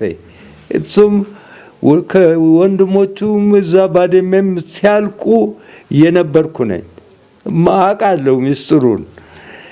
ዶክተር አብይም ቆስሎ መቀሌ መታከሙንም አውቃለሁ። ከዛ ሄዶ ባድሜ ዛላምበሳ ሄዶ ተዋግቶ እንደመጣ የመቶ አለቃ ሆኖ አውቃለሁ። እዛ ነበርኩ። ዋናው ዓላማ አሁን እሱ ምን እያሳየ ነው? እንዳለፉት ሚኒስቴሮች አይደሉም። ቱታ ለብሶ ለገሃር ይሄ ጮርቆስ ዶማውን ይዞ የደሃ ቤት ሲጠግን አፍርሶ ሲያድስ ሲሰራ ቤት ላጣው ነው። አሁን ፒያሳ ለምን ፈረሰ? ለምን እንደሆነ ፒያሳ ያለው ጣሊያን ነው። ድሮ አራዳ ነበር። ያ ፒያሳ ብታዩት ውስጡን ገብቶ ላወቀው ሰው ሽንት ቤት የለውም። ከፊት ብቻ ነው ቤላ ቤላ ቤቶች ያሏት እና ሱቆች ያሏት፣ ያው በጣሊያን ጊዜ የተሰሩ። ከኋላ ምንድን ነው? ሽንት ቤት የሌለው ቆጥ እየሰሩ እያከራዩ ሽንት ቤት በቦፖ ይዞ 11 ሰዓት ላይ 10 ሰዓት ላይ አውጥቶ ድልድይ ፉካ ውስጥ የሚከቱ የሚያፈሱ ናቸው። ፒያሳ አራዳ፣ ይሄ ዶሮ ማነቂያ፣ ሰራተኛ ሰፈር፣ ሪበከንቱ ያ ሁሉ ያደኩበት ስለሆነ ነው አውቀዋለሁ። ዋናው ነገር ህዝቡ የሚጠቀምበት ነገር የለም። ከሰሜን የመጣ አንድ ሰራተኛ በ10 ብር ቀጥሬው እኔ ጋር ይኖር ነበር እና ወደ ትምህርት ቤት ወደ ደብረ ሊባኖስ እሄዳለሁ ሲል በ10 ብር ቀጥሬው መጣ። መርካቶ ልንገዛ ስንሄድ ይሄ አጥንት ወድቆ ምን አፍንጫውን ይዟል። ምንድነው? ለምንድነው አፍንጫህን ያዝከው? ይሄ ምንድነው? መንገድ ላይ ደግሞ ጠዋት ነው 11 ተኩል ላይ ነው የወጣ ነው። ይሄ ምንድነው? አጥንቱ ሁሉ ይሄ ልኳንዳ ተራ መርካቶ አውቶቡስ ተር ለምን አፍንጫህን ያዝኩት? ይሄ ምንድነው? ይሄ የሚሸት ነገር እንዴ! ደግሞ ሲሸኑ ደግሞ ለምንድነው አለ። ምንድነው ስል ይሄ አባዬ የኔ አባት እኔ ወደ ሀገሬ እመለሳለሁ አለበለዚያ ደብረ ሊባኖስ ይላኩኝ እና ገንዘብ ካሳፍረው ይሄ ምን አዲስ አበባ ይባላል የግም ሀገር ይባላል እንጂ እኔ እንደዚህ አይነት አገርህ እንዴት ነው? ሽንትም ወጥቶ የሚሸናም የለም። እንዴት ነው አባትነት? የለም። ሴቷም 12 ሰዓት ማን ነው ከንጋቱ ወጥታ እዱር ነው እዱር ተቀምጠው፣ ወንዱም ወደ ዱር ነው። ያንን ዱር ያንን ቆሻሻውን አውሬ ይለቅመዋል። ለአውሬ ምግብ ነው፣ አራዊቶች ነው የሚበሉት እንጂ ሜዳ ላይ ሴት ወንዱ ወጥቶ እንደዚህ ሲሸና አላይም፣ አናቅም። በሀገራችን ነውር ነው። እኔ ይህንን ወደ ደብረ ሊባኖስ ይላኩኝ አዲስ አበባ ይባልም የግም ሀገር ነው ይባላል። እና ብዙዎቹ መቼም ተወልደን እንዳደግንበት እኔ ዳር ሀገርን አውቃለሁ፣ የከፋ ቋንቋ አውቃለሁ፣ ሸዋ ግሚራን አውቃለሁ፣ ሲዳምኛ አውቃለሁ፣ ጉራግኛ ሰማለሁ፣ ትግርኛም ሰማለሁ። ሁሉን ነገር ማላቀው ቋንቋ የለም። ግን አዲስ አበባን ይሄ ኮሪዶሩ ያለ ጽዳት፣ ይሄ የራስ መኮንን ድልድይ፣ ይሄ ፒያሳ ጣሊያን ምን ይላል? ሴኮንዶ ሮማ አደርጋታለሁ ብሎ ተነስቶ ነበር። ለምን ሁለተኛ ሮማ ከተማዋን እና ይሄን አስመራን ወይንም ኤርትራን እንዳሳደሰው የአዲስ አበባንም እንደዛ አደርጋለሁ ብሎ ተነሳስቶ ነበር። አልሆነለትም። ያው በግፍ ስለገዛ በግፍ ስለገባ እንዲለቅ የኢትዮጵያ ጀግኖች አርበኞች በመታገል ካገሩ ያው እኛ የድሮዋችን ይሻለናል ብለን አባረን አስወጥተናል ከአባቶቻችን ጋር ተደራርበን። ዋናው ዓላማ ምንድነው? ሰላም ነው። ለሰላም አሁንም እንታገል፣ ልጆቻችንም ሰላም እንታገል። ዶክተር አብይ ተማሩ፣ የተማረው ያስተምር፣ ያልተማረው ይማር፣ ገበሬው ይረስ፣ እንደነበረ ይኑር። መሬት ከሌለው መሬት እንስጠው። የከተማ ቦታም ቤትም ቢያስለቅቅ ቤትም ቢሆን እኔ እዛ አትክልት ለመትከል ወደዛ እንጦጦ ወጥተን ነበር። እዚህ ከፒያሳ ወይንም ከየት ካራዳ የሄደው ቤንዚን ማደያ ሁሉ አለው፣ ጋዝ ማደያ አለው። ሱቁ ለብቻ ነው። ከነበረበት ከፒያሳ የበለጠ አሰራር ነው የሚሰራውና ለልማት ትግል እና ለሚመጣው ደግሞ ይሄ ወንበዴ ወንድሞቻችንን በዚህ በሰሜኑ በኩል ያሉት ልቦና ይስጣቸው። ዋናው ዓላማ ምንድነው? የእርስ በርስ ጦርነት ምን ይጠቅማል? ከምን የመጣ ነው? አባት ልጁን፣ ልጅ አባቱን፣ ወንድሙ እንዴት ተደርጎ የሚሰራው በሬዲዮ እንደምሰማው አጸያፊ ነገር ለጆሮ የሚቀር ዓለም የሚንቅበት አንመሰገንም ወይንም አይመሰገኑም። ምንድነው? መካሪ የለውም ወይ? መካሪ የሌለው ንጉሥ አለ 1 ዓመት አይነግስም አለ። ምን ፍላጎት ነው? ምን እናድርግ ነው? ተማሩ ነው፣ ስሩ ነው። ያልተማረ ይማር ነው፣ የተማረው አያስተምር ነው። ቦታ ከሌለ ገበሬው ይራስ ነው፣ ያርባ ነው። አሁን ይሄ ዶሮ እርባታ በያለበት አሁን ከዩኒቨርሲቲ የወጡት የዶሮ እርባታው፣ የበግ እርባታው፣ የከብት እርባታው እንዴ ስንት ነው የሚደረገው? እየተለማ ነው። አሁን ደግሞ ፍላጎቱ ምንድነው? እኔ ገንዘብ እየላኩ መሳሪያ እየላኩ ይሄን እርስ በርሳችንን ካይሮፖች ናቸው ይባላል። ትክክል ነው። ይህንን ልቦና ይስጣቸው። አይሮፕላን ምንድነው እነዚህ ማን ነው የሚባል ስማቸውም ጠፋኝ። ለምንድን ነው ገንዘብ የሚልኩት በከንቱ? ለእርዳታ ነው? ለጦር ውጊያ? ለወንድሙ እንግዳል፣ አባቱ እንግዳል። ምን ተቸግሮ ነው ይህን የሚያደርጉን አይሮፖች? ከዚህ እግዚአብሔር ይጠብቃቸው፣ እግዚአብሔር ያዝልን። ክፉን፣ ምቀኛዋን፣ ሸረኛዋን እዛው ያዝልን። ልቦና ይስጣቸው። ለጠላቶቻችንን ለኢትዮጵያ ጠላት እድሜና ጤና ይስጠው። ሰላም ይፈጠር። ጠላቶቻችንን ያውድምልን። ኢትዮጵያ ለዘላለም ትቆይልን። ክፉን፣ ምቀኛዋን፣ ሸረኛዋን እግዚአብሔር ያዝልን። በተረፈ እኔ ባጎደልኩት እኔ ኋላ ልጄ ጨርሶታል ነው ደርቤ ልናገር ማለት ነው። ከፊቴም ያሉት ነሻለቃም በሚገባ ነው የተናገሩት እና ያለ ነገር ነውና እንግዲህ በተረፈ እሱ ይሙላበት። በማየትም በመደነቅም ስማችንም በልማት በጣም ተአምርና ታሪክ እየተሰራ እንዳለ ነው ያለንበት ሁኔታዎችን ድሮ የነበርንበትና አሁኑን እኔ ከማውቀው ልዑል ሳህለስላሴ አቤቶሁን እዛ አካባቢ ነበርኩ። ሳር ቤት ነበር ብቻ ሌላ የለም። 53 በ57 ዓመተ ምህረት ንግስት ኤልሳቤጥ ኢትዮጵያ ስትጎበኝ ማዘጋጃ ቤት ስትጎበኝ 5 ሳንቲም ድምፅ ጋዜጣ ሸጥ ነበር። ያ ድምፅ ጋዜጣ ሲሸጥላት $1 አውጥታ ሰጠችኝ። ቀዳማዊ ኃይለ ሥላሴ ብር ሰጥቶኝ ባይረሳ ታሪክ አለ። ያ ሁሉ ውለታ ነው። ማዘጋጃ ቤት ምን ነበር? ያ ሰፈር ምን ነበረ?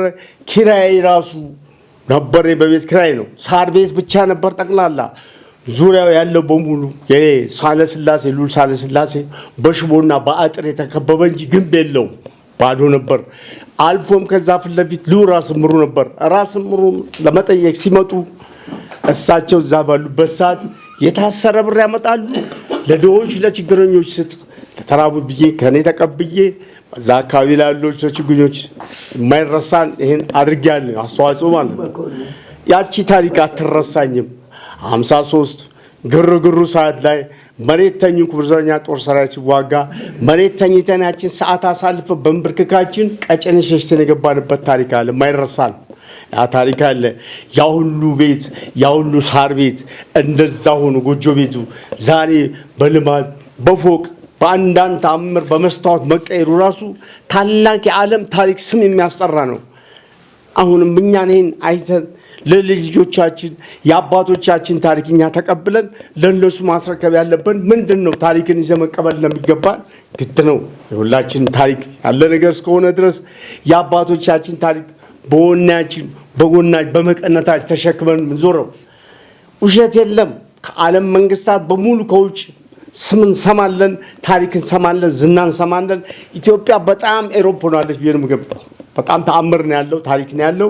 የወደፊቱን ደግሞ እስቲ እግዚአብሔር እነዚህን ያሉትን ይጠብቅልን። ኢትዮጵያ ሀገራችን በነፃነቷ ለዘላለም ትኑር። እኛም ደግሞ እስቲ ያለን ለልጆቻችን ተስፋና ትምህርት ምክር እያስተማርን እንደዚህ ጠላቶች የመጡትን መጥፎ ነገር የሚያደርጉትን ሁሉ እስቲ እግዚአብሔር ለመከላከያ ሰራዊት ፍቅር እርስ በርሳቸው ሰጥቶልን ደግሞ ሰላም እንዲፈጥሩልን ከኢትዮጵያ ስም ጋር አቤት ደስታዬን አከብራለሁ። እግዚአብሔር ከኛ ጋር ነው። ኢትዮጵያ ሀገራችን ለዘላለም ትኑር። አመሰግናለሁ።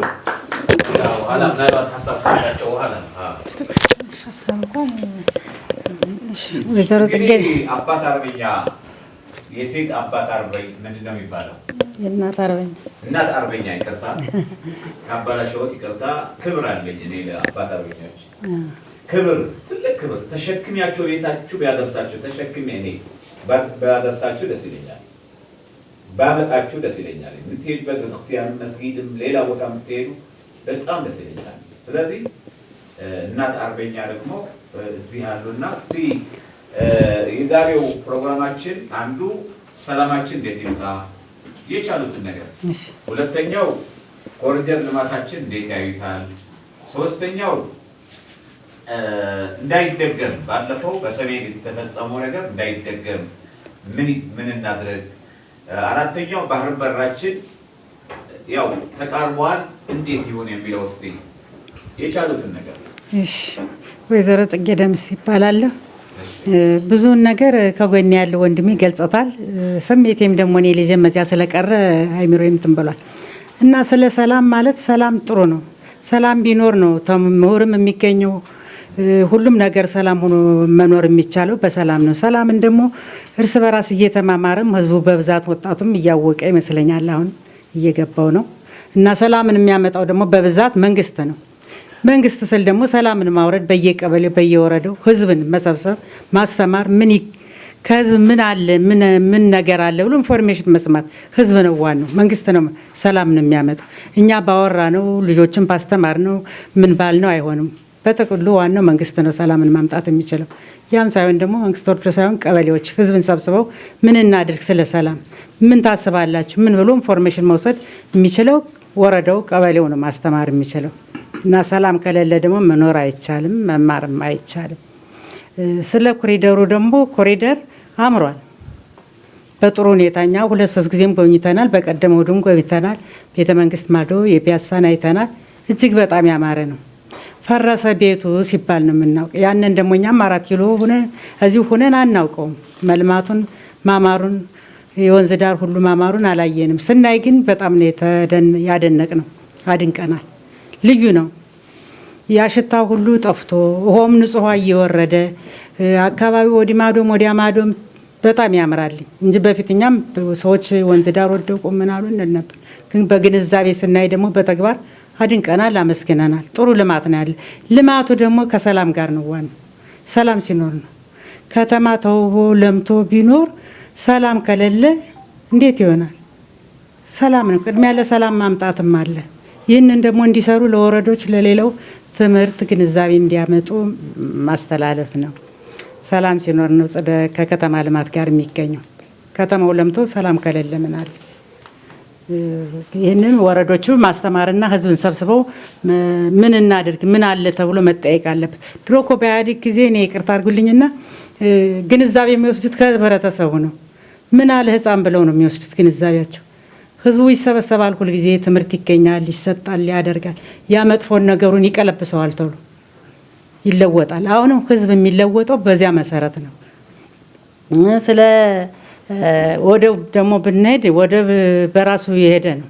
ቅድም ተነግሯል፣ ሄዷል። ልጆቻችን አሰልፈናል። 2-3 ልጅ አሰልፍ ያለው ተዋግተዋል። አቸንፈው እንትን ሲሉ ተመለስ ይባላል እና አሁንም ወደቡም ደግሞ መምጣት የሚችለው በጦርነት ሳይሆን በሰላም በፍቅር መንግስታችን እንደሚያደርገው በሰላም ህብረተሰቡንም ጥያቄ ማቅረብ ነው። ጥሩ አካር ነው የሚሄደው መንግስታችን። በሰላም ከሆነ ይመለሳል። እንኳን የኛ የራሳችን ወደብ የሆነውን በሌላም ቢሆን የኢትዮጵያ ህዝብ ጠንካራ ነው፣ አለማ ነው፣ ያመጣዋል። አቤን እንደገደብ ነው አገራችንን እንደምንጠብቃት ይመጣል። ወደቡ ግን ሰላም ነው ዋናው። መጀመሪያ በሰላም በመማማር በመግባባት ያም ሆነ የም ሆነ የግራ ቀኝ የራሱ ወገን ነው እርስ በራስ በሰላም በፍቅር መምጣት ትችላለች፣ ትመለሳለች። እንኳን ወደባችን ኤርትራ ተመልሳ ከኛ ጋር እንደምትሆን ሀገራችን ነው፣ ህዝቡም ያምንበታል። አንድ ነን፣ ተዋልደናል። ይሄ ጦሩ ደግሞ እዝ የተባለው ያኮ ሰሜን ክፍል የተለመደ ነው። ይቅርታ አድርጉልኝና ኤርትራና ትግራይ ኢትዮጵያ ሲዋጉ ኤርትራና ኢትዮጵያ ሲዋጉ ኤርትራን ሊያቸንፈው ሲገቡ ተመለሱ ተብለው ነው ወጣቶች እንግዲህ ታውቃላችሁና ተመልሰው እንደመጡ ጦሮና ላይ ምን ተደረጉ ታዲያ ያለን ልጆቻችን የሞተ ዘለ እኔም ልጄ ሞታለስ ያገኘሁት ነገር የለኝም። ወኔው ግን ይዞኛል። ከዛ ተመቱ። አሁንም እንደገና ያኔ እንዲያረጉ ሰዎች መልሰው ያው እየሰሩ ነው። ምን ተደረጉ? ወንድሜ እንዳለው አልተደረገም። እንደገና ደገሙት። አሁን ግን ያን ጊዜ ተሰውት ምን ይደረጋል? ይከበርላቸዋል። ሰማይታት እየተባለ በየወረዳው በየቦታው ሰማይታት ይከበርላቸው ነበር በወያኔ ጊዜ ማለት ነው። አሁን ያተደረገ ምን እንደረጋለን ሲሉ ደግሞ አሁን ይኸው ሲያበሏቸው፣ ሲያጠጧቸው፣ ሲያርሱላቸው፣ ልጆችን ሲያስተምሩላቸው ደሞዛቸውን ለወላጅ ሳይሰጡ ለእነሱ እየሰጡ ያደረጉላቸው ምንም እናመጣም ብለው ደግሞ መልሰው ያሁንም ረሸኗቸው። ያማሟት መጥፎ ደግሞ ያዝ በሌሊት እንደዚያ ረሸኗቸው። አሁንስ መኪና እየተጣደ ለታሪክ ትውልድ የማይረሳ ነገር የማይረሳ ነው። አሁን የሚሰራው ስራ ሁሉ ጡት መቁረጥ፣ መግደል፣ መፍጨት በየቦታው። እናት አሁን ትገደላለች። እንዲህ ሀገር እኮ ናት። ልጅ አውጥቶ ይጣላል። እንዲህ አይደረግም። አሁን የሚሰራው ስራ ግን የኢትዮጵያ ታሪክ ያልሆነ ጣሊያን እንኳን የማይሰራው ስራ ላይ ነው የሚሰራው። ሀገራችን ታሪካችን አጠፉት። ታሪካችን ኢትዮጵያ የገነነች ናት። በማንም አትንኩኝ በሚል በባህላችን፣ በወግ ማረጋችን፣ ባለባበሳችን፣ በሀገር ሰው በእንግዳ በመቀበላችን የተከበረች ሀገር አሁን ታሪኳን እያጠፏት ነው። ይህን ታሪክ ደግሞ የሚመልሰው መንግስት ብቻ አንድና አንድ መንግስት ነው የሚመልሰው።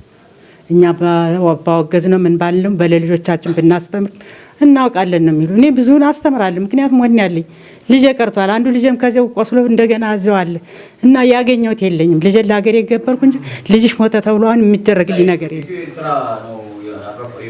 አይ አቸንፎ መጥቷል። ያን ሁሉ ጽፎልኛል። ልዩ ኮማንዶ ኃይል ነው።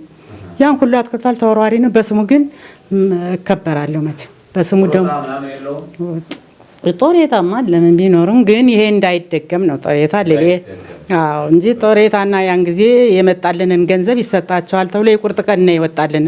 ስሙ የቁርጥ ቀን ልጆች ተብሏል። መቼም እግዚአብሔር ይስጠው መንግስት። የቁርጥ ቀን ልጆች ስራ ቤት የሚግቡ ተባለ። ምንም የተደረገ የለም። ግን ይሄ እንዳይደገም እነዚያን የሚሰሩ ሰዎች አሁንም ታቀፉ መልሰው ነው። ለምን ይሄ ይሆናል? መሆን የለበትም። እነዚህማ ደሞዛቸውንም ሰጥተው አብልተው አርሰው ምን ላሉ እንደገና የናጡት ነካሽ ተብሎ ያኔም ስናወግዝ ነበር። እኔ ራሴም አንደኛው ነኝ። ሳወግዝ ነበር በየቴሌቪዥኑ በየሚዲያ ነው ይባላሉ። አወግዝ ነበር። የናጡት ነካሽ ነው የሆኑት። ታሪክ አጥፊዎች ናቸው። እነዚህን ታሪክ አጥፊዎች ደግሞ ማውገዝ ያለበት መንግስት ነው። ማቀፍ የለበትም። ያኔ እርምጃ ቢወሰደ ፊተኛው አይደገም። ያኔው መንግስታችን አላውሩ በዛን ጊዜ ያው ሰራዊት ነው አብሮ እና ይሄ መሆን የለበትም። ታሪካችን የድሮ ታሪክ ይምጣ። ሰራዊቱ ለሀገር ብሎ ነው የሚሄደው እንጂ ለገንዘብ ብሎ አይደለም የሚሄደው። እኔ ልጆች ሲሄዱ አንደኛ ተማሪዎች ጎበዝ ናቸው። መነን ትምህርት ቤት ጎበዝ ተማሪ በዛን ጊዜ መነን ነው የሚማሩ። ከመነን ነው ምንድነው ኮርስ ይሄ ምንድነው ተብሎ መኮንን ነው ምናምን ተብሎ ነው እጩ መኮንን ብለው ነው የወሰዳቸው። ሪያል ነው እጩ መኮንን ብለው ነው የወሰዳቸው። ጎበዝ ተማሪዎች ነበሩ። ቢኖሩ ልጆችን ያውን ጠራዩኛል ኖር ብጠርግም ምንም አይደለም። የምበላው አጥቼ አልቸገርም ያልፍልኝ ነበር። ስለዚህ አሁን ይሄ እንዳይደገም ይሄ ይቅር፣ ይሄ ምንም አይደለም ይቅር። መንግስታችን እርምጃ መውሰድ አለበት። ወንድሜ እንዳለው እርምጃ ይሄን የሚያጠፉ ሰዎች ይታወቃሉ። ያን ጊዜ እኛም እናውቃለን፣ አሁንም ይታወቃሉ። እነዚህን ማቀፍ የለም ማውገዝ ነው። የኢትዮጵያ ታሪካችን አይጥፋ፣ የድሮ ታሪካችን ይነሳ፣ አንድነታችን ይብዛ። አሁንም አንድ ናት ኢትዮጵያ፣ አንድ ነው። ይህን ማስተላልፈው ይበቃኛል። እናመሰግናለን እናት አርበኛ። በእውነት ልጆም በገነት ይኑር፣ እርሶም ያጽናናዎት። ለኢትዮጵያ አንድነትና ክብር ብሎ ነው ያረፈውና እሱም በገነት ይኑር፣ እርሶም ይጽናኑ። ከጎን ሆነን የእርሶ ሀዘን የኛ ሀዘን ነው፣ የሁሉ ኢትዮጵያዊ ሀዘን እንደመሆኑ መጠን እግዚአብሔር ያጽናዎት። ጀግንነት ግን እንዳይቀጥሉበት ኢትዮጵያውነት። ሁለተኛ ደግሞ የአባት አርበኛ ነዎት። አገር ያቆዩ ወላጅም እርሶም ያቆዩ እንደመሆናቸው መጠን ኢትዮጵያ ታከብረዎታለች። ክብር አላት ኢትዮጵያ። የኢትዮጵያ ሕዝብ ምድሪቷም ሕዝቡም ከጎን ሆነው ይበርቱ። ክብረት አለዎት። እንግዲህ ትልቅ ነገር ተናግራቸዋል። ሰዓታችን ደረሰ። የሚባለው ነገር ከሚባለው በላይ ስለ ኢትዮጵያ ታሪክ፣ ስለ ኢትዮጵያ አንድነት፣ ስለ ኢትዮጵያ ክብር በደንብ ነው የተናገራችሁት። ተነስተው የነበሩ አንዱ የባህር በር፣ ሁለተኛው የሰሜን እዝ እንዳይደገም፣ አንዱ ስለ ኮሪደር ልማት፣ ሌላው ስለ ሰላማችን ነበረ። ይሄ ግልጥልጥ አድርጋችሁ የሚባለው ነገር ብላችሁታል። በእውነት የኢትዮጵያ ሕዝብ ከእናንተ መማር መቻል አለበት። መማር አለበት፣ ከእናንተ መማር አለበት። እዚህ ላይ ደግሞ ዛሬ የመጣችሁ እንግዶች፣ በተለይ አባት አርበኞች እንደምታውቁት ይሄ እዚህ ያወያዩት አይደለም። ጎህ ቴሌቪዥን እዚህ ያወያዩት አይደለም። ወደ የቤቱ የሚልከው ወደ ሽምግልናው ይልካል። በውጭም አገር ሆነ በአገር ውስጥም ከዚህ ተመልምለው ነው የሚሄዱት። ስለዚህ ታሪክ ውስጥ ነው ያላችሁ። እናንተም ተራችሁ ሲደርስ ደግሞ ወደ ሽምግልናው ወደ ሌላም ትሄዳላችሁ ማለት ነው። ያው በፍላጎት ነው የሚደረገው ይሄ ነገር። ለኢትዮጵያ አንድነት ትግል በተለይ አባት አርበኞች እስከ ዛሬ ድረስ ወላጆቻችሁ ታግለው ኢትዮጵያን አቆይተው ጠብቀው እናንተንም እየጠበቃችሁ ያላችሁ ኢትዮጵያን ምን አሉ? ቅድም ሻለቃ ሄዳለሁ አሉ።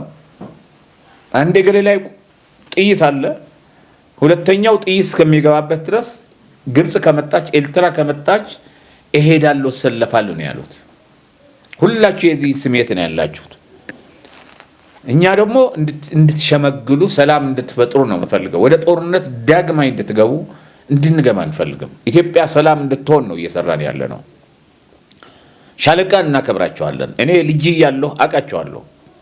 አንድ ግንባር ሆነን ኤርትራ እንዳትገነጠል ትግራይ እንዳትገነጠል ጎን ሆነው ተኩስ ወደዚህ ወደ ግራ ወደ ቀኝ ወደ ታች ወደ ላይ ያሉኝ ብዙ ነገር አሳልፈናል።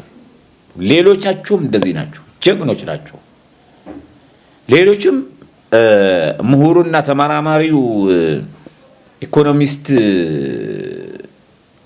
ኃይሌም በጣም ብዙ ያስተማረ ብዙ ታሪክ የሚያውቅ ሰው ነው። በጣም እውነቴን ነው። ብዙ ትንሽ ደቂቃ ምን ሰጠው በሙሉ ስለ ዓለም ይነግረናል። ስለ ዓለም ሞባይሉ ላይ ያለ ሁሉም ነገር ጭንቅላቱ ላይ ነው ያለው። ሐጅ ኢብራሂምም የአንድ መስጊድ ኃላፊ ናቸው። ግን ለገንዘብ ብሎ አይደለም የሚመጡት፣ ለአበል ብሎ አይደለም የሚመጡት። ለኢትዮጵያ አንድነትና ክብር መሳተፍ አለብኝ፣ ስለ ሰላም መዘመር አለብኝ ብሎ ነው ወደኛ የሚመጡት። ምንም ሊሰጣቸው ነገር የለም። እና እናመሰግነዋለን፣ ክብር አለን። አቶ ከበደ ሁንዴም በህዝብ በፎረም ላይ የሚሰሩ በሽምግልና ላይ የሚሰሩ ትልቅ ታሪክ ያላቸው ሰው ናቸው። ከዚህ አይለዩም። የሚመጡት ከአዲስ አበባ የመጨረሻ በዚህ ኮዬ ምናምን የሚባለው እኔ እንኳን ሂጅ አላውቅም። የመጨረሻ ከተማችን 30-40 ኪሎ ሜትር የሆነው ከሚገርማችሁ። ይሄ ለምንድን ነው? ለኢትዮጵያ ክብር ነው። በሰላም ጉዳይ እንወያይ ነው። ስለ ሰላም እንስራ ብለው ነው።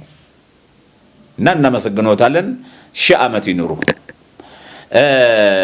አባት አርበኞች ደግሞ እኔ ደብዳቤ ሳሊዝ ነበር የሄድኩት።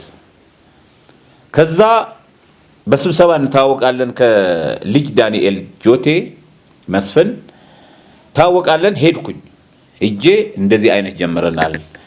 በኢትዮጵያ የመጀመሪያ ጊዜ የሆነው የሰላምና እርቅ ማዕድ መድረክ የሚል ጀምረናል።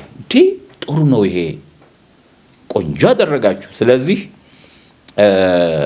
የእናንተ ጀግኖች ያስፈልጉናል ብዬ ስነግራቸው ምንም ችግር የለም ደብዳቤ ግን ላክልኛል። በቴሌግራም ላኩላችሁ ወዲያው ማታ። ከዛ በኋላ አብረን ብዙ ጊዜ ነው ሰለቸን ሳይሉ ገንዘብ ሳይፈልጉ ግማሹ እግር በእውነቴን ነው ግማሹ በእግራቸው ከጫፍ እስከ ጫፍ እየመጣችሁ በዚህ ሰላም ጉዳይ ተሳተፋላችሁ። በሀገራችን አንድነትና ክብር ለምሳሌ አባታችን 103 ዓመት ማለት ብዙ ነው። እንዲያውም ደዛ ሺህ ጨምርላቸው፣ ሺህ ዓመት እድሜ ይስጣቸው፣ ለሁላችሁ ይስጣችሁ። ሺህ ዓመት ከሺህ በላይ ዓመት ይስጣችሁ። ምክንያቱም ዓለም አትጠገብም። ደግሞ ለድህና ሰው ዓለም ትደግፋለች፣ ፈጣሪያችን እግዚአብሔርም ይደግፋል። ስለዚህ ለሁላችሁ ክብር አለን። ክብራችሁ አይቀነስ። የትም ቦታ ነገርኳችሁ። እኔ ከዚህ እንኳን ወደ በር አዝዬ ቢያወጣችሁ በጣም ደስ ይለኛል፣ ደስ እያለኝ። ግን በእግራችሁ ትሄዳላችሁ፣ አቅም አላችሁ፣ አገር ያቆያችሁ ናችሁና በጣም እድሜ ይስጣችሁ። በጣም ክብር አለን። የቻለው ከተወሰነ ጊዜ በኋላ እኔ እርግጠኛ ነኝ በየቤታችሁ በመኪና እንደምናደርሳችሁ። ኮርዳዊ ውጭ ነው ያለው እስካሁን ድረስ። ከሚገርማችሁ እስካሁን ድረስ በራሱ ይሄ ቴሌቪዥን የከፈተው በራሱ ነው። እነዚህ ሰራተኞች ደሞዝ ከፍላቸው እሱ ነው። መብራቱ፣ ውሃው፣ የቤት ክራዩ፣ ግብሩ፣ ምኑ ብዙ እንትን የሚያደርገው ኮር ዳዊት ነው። ከማን አምጥቶ ነው? ኮር ዳዊት ነው። መቀላል ሰው አይደለም። ለካናዳ ፕሬዝዳንትነት እኮ ታጭቶ የነበረ ሰው እኮ የተወዳደረ ነው። ከሚገርባቸው በጣም ደፋር ነው። ኢትዮጵያውነት ነው የሚሰማው፣ ካናዳውነት አይደለም የሚሰማው፣ ኢትዮጵያውነት። በአሁን ካናዳ በተካሄደው ምርጫ ደግሞ አስመራጭ ነው የነበረው፣ ይታይ ነበር በሚዲያዎች። እሱንም እድሜና ጤና ይስጠው፣ ሺህ ዓመት ያኖረው፣ ሺህ ዓመት ያኖረው። እውነቴን ነው። ሺህ አበዛህ እንዳትሉኝ። ለሚመለከተው እንኳን ሺህ ሚሊዮን ቢሰጠውም ዓመት ቢሰጠውም ችግር የለውም። ግን ከሚገርማችሁ ይሄን ከልጆቹ ቀለብ፣ ከልጆቹ ወተት፣ ከልጆቹ እስክርቢቶ፣ ደብተር፣ ታክስ እየቀነሰ ነው ይሄን የሚያስተዳድረው። ለኛ በነፃ ነው የሰጠን። ይሄ እንዳትከፍሉ ከየት አምጥተንስ እንከፍላለን? ደሞዝ አያስፈልጋችሁም? አዎ አያስፈልገኝም። ለአገሬ ነው የምሰራው። በሳምንት 3 ጊዜ ነው የምሰራው እዚህ። ግን ብዙ ጣጣዎች አሉ። ብዙ ነገር ያጋጥመሃል። ብዙ ነገር ኮር ዳዊት ያለው ነው የሚናገረው። ወረቀት ሰጥቶት ነው እሱ ተናገር ተብሎ ነው ይሉኛል። መንግስት ክቡር ጠቅላይ ሚኒስትር ተናገር ብለውት ነው ወረቀት ሰጥተውት ነው የሚናገረው እዚህ ይላሉ። እኔ ማዕተብ አለኝ። ልክ እንደ የተሰጠኝ ስወለድ የተሰጠኝ ሃይማኖት አለኝ። ሀገራዊ ኢትዮጵያውነት አለኝ። ራሴ ለዛሬ የሚሆን ዛሬ ቀርጽና ለነገ አቀርበዋለሁ። አንድ ቀን ኮር ዳዊት እገሌ ቀርቦ ይናገር ካንተ ጋር ያለ የለም። እዚህ እስካለሁ ድረስ ኃላፊነቷ የኔ ነች። ክቡር ጠቅላይ ሚኒስትር ይሁን የቀበሌ፣ የክፍለ ከተማ፣ የአዲስ አበባ፣ የምን የሀገር፣ የክልል ተናገር ብሎ የሚሰጠኝ ነገር የለም። እኔ ለአገር ይበጃል የምለውን ነገር ለእናንተ አቀርባለሁ። እናንተን ደግሞ ይሄ በሉ አልላችሁም። አጀንዳ አቀርባለሁ። አይ በአጀንዳው መሰረት የማይስማማው ካለ ሳይስማማ ይለያያል። አስተያየት ነው የምሰጡት። በዚህ ደግሞ ከዚህ በፊት ደግሞ ምንድነው የምናደርገው? ስንጀምር ህግ አለን እኛ። ህግ አለኝ እኔ። ህጌ ምንድነው? መጀመሪያ መከላከያ ሰራዊት መስደብ ክልክል ነው። አባት አርበኞች መስደብ ክልክል ነው። ፌደራል ፖሊስ መሳደብ ክልክል ነው። ፖሊስ፣ ጸጥታ ኃይል መሳደብ ክልክል ነው። ህዝብ መሳደብ፣ ሀገር መሳደብ ክልክል ነው። ሃይማኖት መሳደብ ክልክል ነው። በፍጡር ያለው በምድር ያለው ፍጡር መሳደብ በጣም ክልክል ነው። ጋዜጠኛው ምኑ ነጋዴው፣ ሀብታሙ በምድር ያለው ሁሉ መሳደብ ክልክል ነው ብለን ነው የምንጀምረው። ቅድም ኃይሌ ምን እያልኩት ነበረ? ሰው ማንሳት ጀምሮ ነበርና አይ እሷ ትቅርብ። ምክንያቱም አናነሳም። ሰው እኛ ስለ ሀገራችን ነው የምናነሳው። መንግስትም ጉዱፍ ካለው ጉዱፍ አለ ነው የምንለው። ምስክር ነው የምንሰጠው እኛ። እኔ ምስክር ነው የምሰጠው። እናንተ ምስክር እየሰጣችሁ ነው ይዋላችሁ። ጥሩ ተሰርተዋል፣ ጥሩ ሄደዋል፣ ይሄ የፈሰሰው ደም እንዳይደገም ብለን አይደለም እየተናገርነው። ስለ ሰላማችን እናስከብር ብለን ነው የዋልነው፣ እያልን ነው የዋልነው። ኮሪደራችን፣ ልማታችን ጥሩ ነው መጥፎ ነው በሉ አልተባለም። ማንም ሰው አላለም። ግን አስተያየት ሰጥታችሁታል እናንተ። የጎደለ ካለም ቅድም እየተባለ ነበር። በክፍለ ከተማም በወረዳም የሚቀሩ ነገሮች አሉ። በመንግስት ውስጥ ሰዎች አሉ፣ ይጽዱ። መንግስት ራሱን ያጽዳ ነው። መንግስት ጉድፍ ካለው ችግር ካለ እንዲማር እንዲስተካከል ደግሞ እናገራለን እኮ። ጥሩ ከሰራ ደግሞ ጥሩ ሰርተዋል እንላለን። እኔ እንድታቆሉ የሚፈልገው ከልጅነት ጀምሮ የማንንም ፖለቲካ አባል ሁኛ አላውቅም። አሁንም አልሆንኩም፣ ለወደፊትም አልሆንም። ምክንያቱም ኢትዮጵያ ነው ትበልጠኝ። እኔ ኢትዮጵያ እቺ ሰንደቅ ዓላማ ባንዲራ ለእናንተ ብቻ አምናችሁ ነው። ለምሳሌ አባት አርበኞች ስንቱን ያላችሁ ስንት ሽልማት ስትዩት ለመቁጠር የሚያዳግት ነው። እውነቴን ነው። ለመቁጠር በቃ የሚደክምህ ነው። ያላችሁ ሽልማት። ይሄ እኮ ዝም ብሎ አልመጣም። ደክማችሁ ቆስላችሁ አባቶችም ቆስለው ደክሞ ሀገር አስከብረው እናንተም ሀገር አስከብራችሁ ነው ይሄን የተሰጠው። ይሄ ሜዳሊያ በቀኝና በግራ ተሸልማችሁ ያላችሁት። ዝም ብሎ የተሰጠ ከመሬት ተነስቶ የሚሰጥ የለም። ስለዚህ የኢትዮጵያ ሕዝብ ማወቅ ያለበት እዚህ ማንም ሰው መሳተፍ አለበት። ማንም ሰው ግን ያስመዘግባል። ይሄ ሕግ ግን ያከብራል።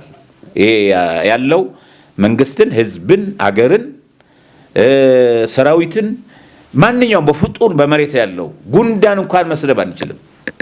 ምን አረገ? እስካልነከሰኝ ድረስ እስካልነከሳችሁ ድረስ በምንም። ስለዚህ ማንኛውም ስድብ እኛ ጋር አይሰራም። ይሄ እንዲታወቅ እንፈልጋለን። እኔ ደግሞ እንደነገርኳችሁ ማንም ብሎኝ አይደለም ቀርጬ መጥቼ ኃላፊነት እኮ የሆነ ነገር ቢበላሽ የሆነ ነገር ቢሳደብ የሆነ ነገር ቢወጣ እኮ ተጠያቂ ነኝ እኔ ነው የሚመራው ይሄ መድረክ እዚህ እስካለሁ ድረስ።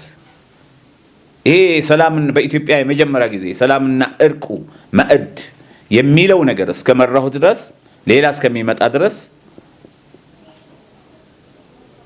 ህዝብን የወከለኝ እኔ ህዝብ ወከለኝ መሰረት እስካለሁባት ቀን ደቂቃ ኃላፊነት የምወስደው እኔ ነኝ። ከተበላሸ የሚጠየቀው እኔ፣ ጥሩ ከሰራ የሚመጎሰው እኔ ነኝ፣ እናንተም ናችሁ። ስለዚህ በዚህ መሰረት የኢትዮጵያ ህዝብ ጎህ ቴሌቪዥን እየደገፈ አይደለም።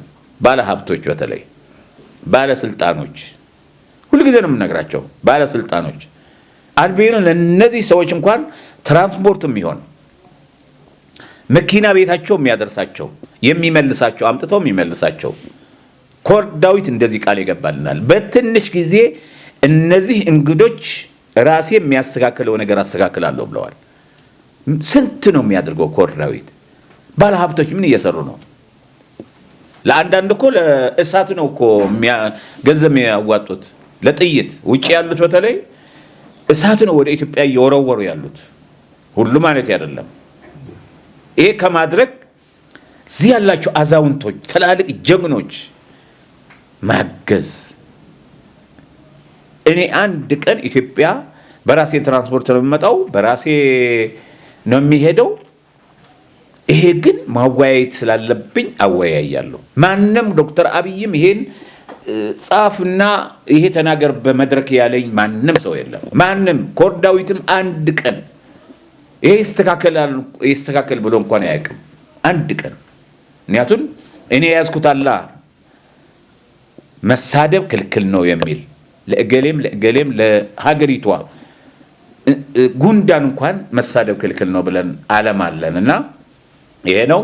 ባለሀብቶች ኮር ዳዊት ወይ ደግሞ ጎህ ቴሌቪዥን፣ ማዕበል ቴሌቪዥን ደግፉ። እነዚህ ልጆች 3 ሰዓት ነው የቆሙት። አመሰግናቸዋለሁ። በጥሩ እየቀረጹ እናንተንም በጣም እናመሰግናችኋለን። እናንተ እንግዶችን የተወያያችሁ እንግዶቻችን በተለይ አባት አርበኞች፣ የሃይማኖት አባቶች፣ ከህዝብ ተወክላችሁ የመጣችሁ ምሁራኖች በጣም እንወዳችኋለን። በጣም እናመሰግናለን። ዛሬ ውይይታችን በጣም ቆንጆ ነበረ። ያልሳተ መስመሩን ያልሳተ ትክክለኛ የሆነ መስመር ነበረ እና ይሄ ደግሞ የሆነው እናንተ ስላላችሁ ነው። ሌላ ቢሆን የተሰጠውን ትንትቶ ወደ ሌላ እንትን ነው የሚሄደው። ለምን ይሄ አይሆንም፣ ይሄ ለምን አልተደረገም፣ በኢትዮጵያ ምናምን ይሳደባል። መሪ መስደብ ደግሞ ክልክል ነው። በአገራችን እኮ መከላከያ መስደብ ክልክል ነው። እኔ መከላከያም ስለነበርኩኝ ፖሊስ መስደብ ክልክል ነው። ባለስልጣን መስደብ ክልክል ነው። በአገራችን ያስቀጣል ነው።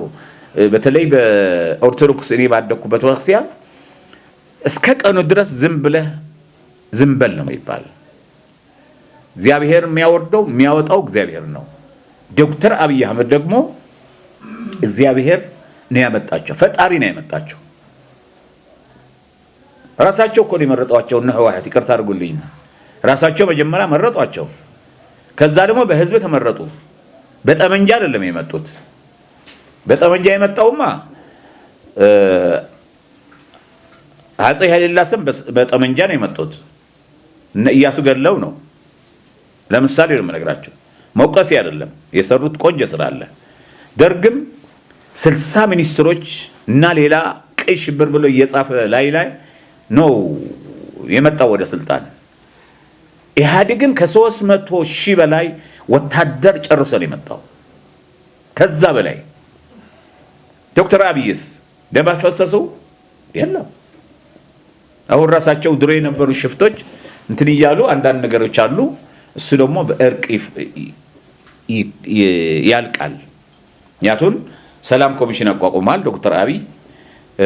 ፍትህ የሚባል አቋቁሟል። ካሳ የሚሰጥበት የተበደለው ቀላል ነገር አይደለም እኮ፣ ያልነበረ ነው በእድሜያችን። በእናንተ እድሜ እንኳን ያልነበረ ምክክር ኮሚሽን አቋቁሟል። አባገዳዎች ተጠናክረው ሄደዋል። ሀገር ሽማግሌዎች እየተጠናከሩ እየሄዱ ነው ያሉት። አባት አርበኞች ደግሞ በጣም ትልቅ ስራ የምትሰሩበት ሰዓት እየደረሰ ነው ያለው። ስለዚህ ይሄን ሁሉ እየተደረገ ባለበት ሰዓት ወደ ጦርነት መግባት የለብንም። ሰላም መፍጠር አለብን ነው ትጥቃችን። ሰላም ነው፣ ሌላ የለም። ሰላም ነው። ጥይት አይደለም፣ መትረየስ አይደለም፣ ሌላ አይደለም፣ ጥሩምባ አይደለም። ሰላም የጎህ ቴሌቪዥን ትጥቅ ሰላም ነውና በእውነት ስለመጣችሁ በጣም ነው የማመሰግናችሁ። የደወሉ ሰዎችም እንዲያጥር ብዬ ነው እንጂ ከአሜሪካን ነበረ፣ ከእስራኤል ነበረ፣ ከሳዑዲ ነበሩ፣ ከሱዳን ሳይቀር የሚደውሉ ሰዎች ነበሩ። ዛሬ ግን እናንተን እንቅፋት እንዳይሆኑ እነዚህ ሰዎች እንደፈለጋችሁ እንድትናገሩ ነበር። እድሜና ጤና ይስጣችሁ። ስለመጣችሁ ደስ ብሎናል በጣም እና ፎቶ ተነስተን ከዛ እንሸያኛለን።